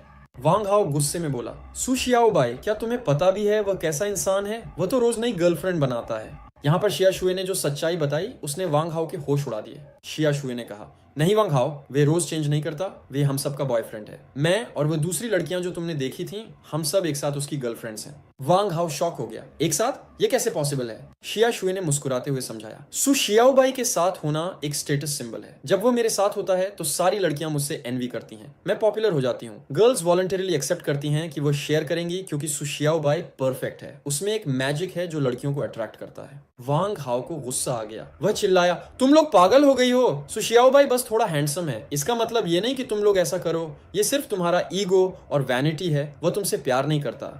उसने शिया शुए के कंधे पकड़कर हिलाना शुरू कर दिया ताकि वह होश में आए। शिया शुए डर के मारे और कंफ्यूजन में रोने लगी। आह छोड़ दो मुझे। क्या वांग हाओ शिया शुए को समझा पाएगा या वह सु शियाओबाई के जाल में फंसी रहेगी? वांग हाओ ने शिया शुए से सीधा सवाल पूछा, क्या तुम्हें जेलसी फील नहीं होती जब सु शियाओबाई दूसरी लड़कियों के साथ घूमता है? शिया शुए ने हैरानी से कहा, नहीं, वो तो होना ही चाहिए ना। सु शियाओबाई इतना हैंडसम है, सब लड़कियां उसकी गर्लफ्रेंड बनना चाहती हैं। वांग हाओ ने समझाने की कोशिश की, प्यार का मतलब होता है किसी को पूरा पोजेस करना। अगर तुम सच में उसे प्यार करती तो कैसे बर्दाश्त कर लेती कि वह तुम्हारे अलावा किसी और के साथ हो? ये प्रूव करता है कि तुम उसे प्यार नहीं करती। शिया शुए ने गुस्से में कहा, मैं उसे मिडिल स्कूल से प्यार करती हूँ। मैंने उसकी फोटोज कलेक्ट की है, हजारों लव लेटर्स लिखे हैं। सच तो यह है कि अगर उसके पास कोई अगली लड़की होती है तो मुझे गुस्सा आता है कि वह उसके लायक नहीं है। वांग हाओ को समझ आ गया कि ये लड़की ऑब्सेस्ड है, प्यार में नहीं है। उसने सोचा इसका दिमाग खराब है। उसने कहा, मैं तुम्हें समझाऊंगा कि तुम सु शियाओबाई को प्यार नहीं करती। फिर वांग हाओ ने मजाक में कहा, हा आई लव यू। शिया शुए हंस पड़ी। वांग हाओ तुम अच्छे दोस्त हो, पर मैं सालों से सु शियाओबाई को प्यार करती हूँ। दोनों वापस स्कूल जा रहे थे, हाथ में हाथ डाले। वांग हाओ ने पूछा, अगर तुम मुझे लाइक नहीं करती तो मेरा हाथ क्यों पकड़ा है? शिया शुए ने डरी हुई आवाज में कहा, मुझे तुम्हारे गुस्से वाले चेहरे से डर लगता है। जब तुमने जो यांग को मारा था ना, वैसा ही लुक था तुम्हारा। क्लासरूम में घुसते ही सबकी नजरें उन पर थीं। एक लड़के ने विस्पर किया, भाई तुमने सु शियाओबाई को हरा दिया, कब ट्रीट दे रहे हो? वांग हाओ ने कहा, जेब खाली है, सु शियाओबाई से मांग लो। वांग हाओ अब स्कूल में फेमस हो चुका था। हॉलवे में सब उसे घूर रहे थे। स्पोर्ट्स फील्ड पर लड़के उसे पानी ऑफर कर रहे थे। उसने सोचा, क्या मैं भी ये चेन और लीजे जैसा हुलीगन बन गया हूँ? मुझे ये लेबल बिल्कुल पसंद नहीं है। शाम को डॉर्मेट्री में वांग हाओ कपड़े सुखा रहा था, तभी उसका रूममेट रोता हुआ अंदर आया। हाओ गे, मुझे किसी ने मार दिया। उसने बताया, कैफेटेरिया में गलती से किसी का पैर कुचल दिया था। मैंने सॉरी नहीं बोला। थोड़ी बहस हुई तो उसने मुझे बाथरूम में खींचकर मार दिया। उसने अपने गाल पर लगा ब्रूज दिखाया। देखो कितना मारा है उसने। वांग हाओ अपने डॉर्म रूम में बुक पढ़ रहा था कि उसका रूममेट रेड जैकेट वाला डरा हुआ अंदर आया। वो रोते हुए वांग हाओ के पैरों में गिर गया। हाओगे प्लीज मेरी मदद करो, वो बंदा कह रहा है कि मुझे जब भी देखेगा मारेगा। वांग हाओ ने बुक बंद की और उसके साथ दूसरे डॉर्म रूम में चला गया। वहां एक मस्क्यूलर लड़का बुली अपने पैर बेसिन टब में भिगो रहा था। वांग हाओ ने उसे देखा और मन ही मन सोचा, मैं इसे फाइट में हरा नहीं सकता। उसने अपने रूममेट से कहा, तुम्हें पता है क्या करना है? रूममेट ने ये सुना और समझा कि वांग हाओ उसे फाइट करने का सिग्नल दे रहा है। उसने तुरंत बुली पर अटैक कर दिया और बेसिन को लात मार दी। अब देख तेरा क्या होता है। हाओगे मेरे साथ है। बुली हैरान रह गया और रूममेट ने उसे धूल चटा दी। बुली ने हाथ जोड़ लिए, सॉरी सॉरी। वांग हाओ ने मन में सोचा, मैं तो बस ये कहने वाला था कि तुम उससे माफी मांग लो क्योंकि मैं उससे नहीं जीत सकता, पर लगता है इसने गलत फहमी कर ली है कि मैं उसका बैकअप हूँ। रूममेट ने खुश होकर वांग हाओ का हाथ पकड़ा। हाओगे थैंक यू, अगर तुम ना होते तो मैं क्या करता? तुमने मुझे कॉन्फिडेंस दिया। वांग हाओ चुपचाप मुस्कुराया। अगली सुबह वांग हाओ स्कूल के कॉरिडोर से गुजरा। सब स्टूडेंट्स उसे देखकर साइड हो रहे थे और धीरे धीरे बातें कर रहे थे। वो वही है जिसने कल किसी के लिए स्टैंड लिया था, बस वो वहां बैठा था और कोई आवाज नहीं निकाल रहा था। वांग हाओ अब स्कूल में एक लेजेंड बन चुका था। कैफेटेरिया में वांग हाओ अपने चश्मिश दोस्त के साथ खाना खा रहा था। अचानक एक लड़की पोनटेल वाली उसके पास आई और बोली, तुम वांग हाओ हो ना? अगर शिया शुए तुम्हारी गर्लफ्रेंड नहीं बनना चाहती तो मैं बन जाऊंगी। वांग हाओ के मुंह से खाना गिर गया। वो शॉक हो गया। फिर उसकी नजर एक कोने में बैठी लड़की पर पड़ी जो चश्मा और चोटी पहने थी और अकेले खा रही थी। वांग हाओ ने अपने दोस्त से पूछा, ये लड़की कौन है, पता करो। दोस्त ने धीरे से विस्पर किया, इसका नाम ताओजी है, ये भी फ्रेशमैन है। लॉजिकली इतनी सुंदर लड़की फेमस होनी चाहिए थी, पर ये बहुत लो प्रोफाइल है, ज्यादा किसी से मिलती जुलती नहीं, बस क्लासरूम में रहती है। वांग हाओ ने उस लड़की को गौर से देखा। ग्लासेस वाले दोस्त ने वांग हाओ को बताया कि ताओजी शुरू में काफी पॉपुलर थी, पर वो लड़कों के प्रति काफी कोल्ड है, इसलिए अब कोई उसके पीछे नहीं पड़ता। वांग हाओ ने सोचा कि वो अपनी लिटरेरी स्किल्स का यूज करके ताओजी को इम्प्रेस करेगा। उसने एक लव लेटर लिखा और रेड रोजेस का बुके अपने दोस्त को दिया ताकि वो ताओजी तक पहुंचा दे। इधर शिया शुए ने वांग हाओ को ताना मारते हुए कहा, कुछ दिन पहले तो तुम मुझे प्रपोज कर रहे थे, अब किसी और के पीछे हो। लड़के कितने फिकल होते हैं। वांग हाओ ने मुस्कुराते हुए कहा, क्योंकि तुम्हारा बॉयफ्रेंड है इसलिए मैंने सोचा किसी और को ट्राई करूं। आज दोपहर एक लड़की देखी, बहुत सुंदर थी, मेरा दिल धड़कने लगा। शिया शुए ने पूछा, क्या वो मुझसे भी सुंदर थी? वांग हाओ ने कहा, तुम दोनों बराबर हो। शिया शुए ने कहा, चलो गुड लक। वांग हाओ वापस अपनी सीट पर बैठकर लव लेटर लिखने लगा। शिया शुए ने कहा, बिल्कुल अनबेयरेबल हो तुम, दुनिया में तुमसे ज्यादा चीजी इंसान कोई नहीं होगा। वांग हाओ ने कहा, ये रोमांस है, पिछली बार टीचिंग बिल्डिंग के सामने प्रपोज करके मैंने रिस्क लिया था, ये प्रूव करता है कि मैं कितना रोमांटिक हूँ। शिया शुए ने कहा, ठीक है, तुम ही सबसे रोमांटिक हो, किस्मत वाली है वो लड़की जिसे तुम जैसा बॉयफ्रेंड मिले, पर मैं तो सू शियाओ भाई को लव करती हूँ, वरना शायद मैं तुम्हारे साथ होती। वांग हाओ ने मन में सोचा, कुछ दिनों में मैं तुम्हें बता दूंगा कि तुम एक्चुअली मुझे ही लव करती हो। तभी ग्लासेस वाला दोस्त भागते हुए आया और बोला, हाओगे, ताओजी तुम्हें बुला रही है। वांग हाओ उठकर चला गया। शिया शुए ने सोचा, वाह, प्रोग्रेस कितनी फास्ट है, आजकल की लड़कियां बिल्कुल शाय नहीं है। वांग हाओ दूसरी क्लास में गया जहाँ ताओजी बैठी थी। वो उसके पास गया और बोला, कैसी हो ब्यूटी, मेरी गर्लफ्रेंड बनोगी? ताओजी हैरान रह गई और बोली, तुम ऐसे कैसे बात कर सकते हो? वांग हाओ ने कहा, मैंने तुम्हें लव लेटर लिखा है, अगर तुम इंटरेस्टेड नहीं हो तो मजाक मत करो, मैं सच में तुम्हारे साथ रहना चाहता हूँ, मुझे एक मौका दो। ताओजी शर्मा गई और बोली, क्या हम थोड़ा स्लो नहीं चल सकते? वांग हाओ ने कहा, ठीक है, जैसा तुम कहो, स्लो चलते हैं, आज रात बस हाथ पकड़ेंगे, कुछ और नहीं। उसने हाथ बढ़ाया पर ताओजी पीछे हट गई और खड़ी हो गई। उसने कहा, तुम सच में एक छोटे हुलीगन हो। वांग हाओ ने पूछा, तो तुम क्या चाहती हो, मुझे यहाँ क्यों बुलाया? ताओजी बैठ गई और बोली, देख लो, तुमने अपने लव लेटर में शेक्सपियर के काफी पोएम्स कोट किए हैं, क्या तुम्हें शेक्सपियर पर रिसर्च है? तुमने उनकी कितनी बुक्स पढ़ी हैं? वांग हाओ अंदर से शॉक हो गया। उसने सोचा, हाँ, मैंने काफी शेक्सपियर कोट्स यूज किए थे। मैंने सोचा था कि आजकल के टाइम में कौन शेक्सपियर पढ़ता है, पता नहीं था कि वो इतनी एक्सपर्ट है। उसने एक नजर में पहचान लिया कि वो पोएम्स शेक्सपियर के हैं। ताओजी ने शर्माते हुए कहा, ऐसे मत देखो मुझे शेक्सपियर के काम में काफी इंटरेस्ट है, पर मुझे समझ नहीं आता, कुछ प्लेस बहुत लंबी और बोरिंग लगती हैं, तो कुछ बहुत सैड होती हैं, इसलिए मैं किसी एक्सपर्ट से पूछना चाहती थी। जब मैंने तुम्हारे लव लेटर में शेक्सपियर की लाइंस कोट किए देखे तो मुझे लगा तुम्हें उसके बारे में गहरी जानकारी है। वांग हाओ ने कॉन्फिडेंस दिखाते हुए कहा, हाँ, शेक्सपियर की 4 ग्रेट ट्रेजेडीज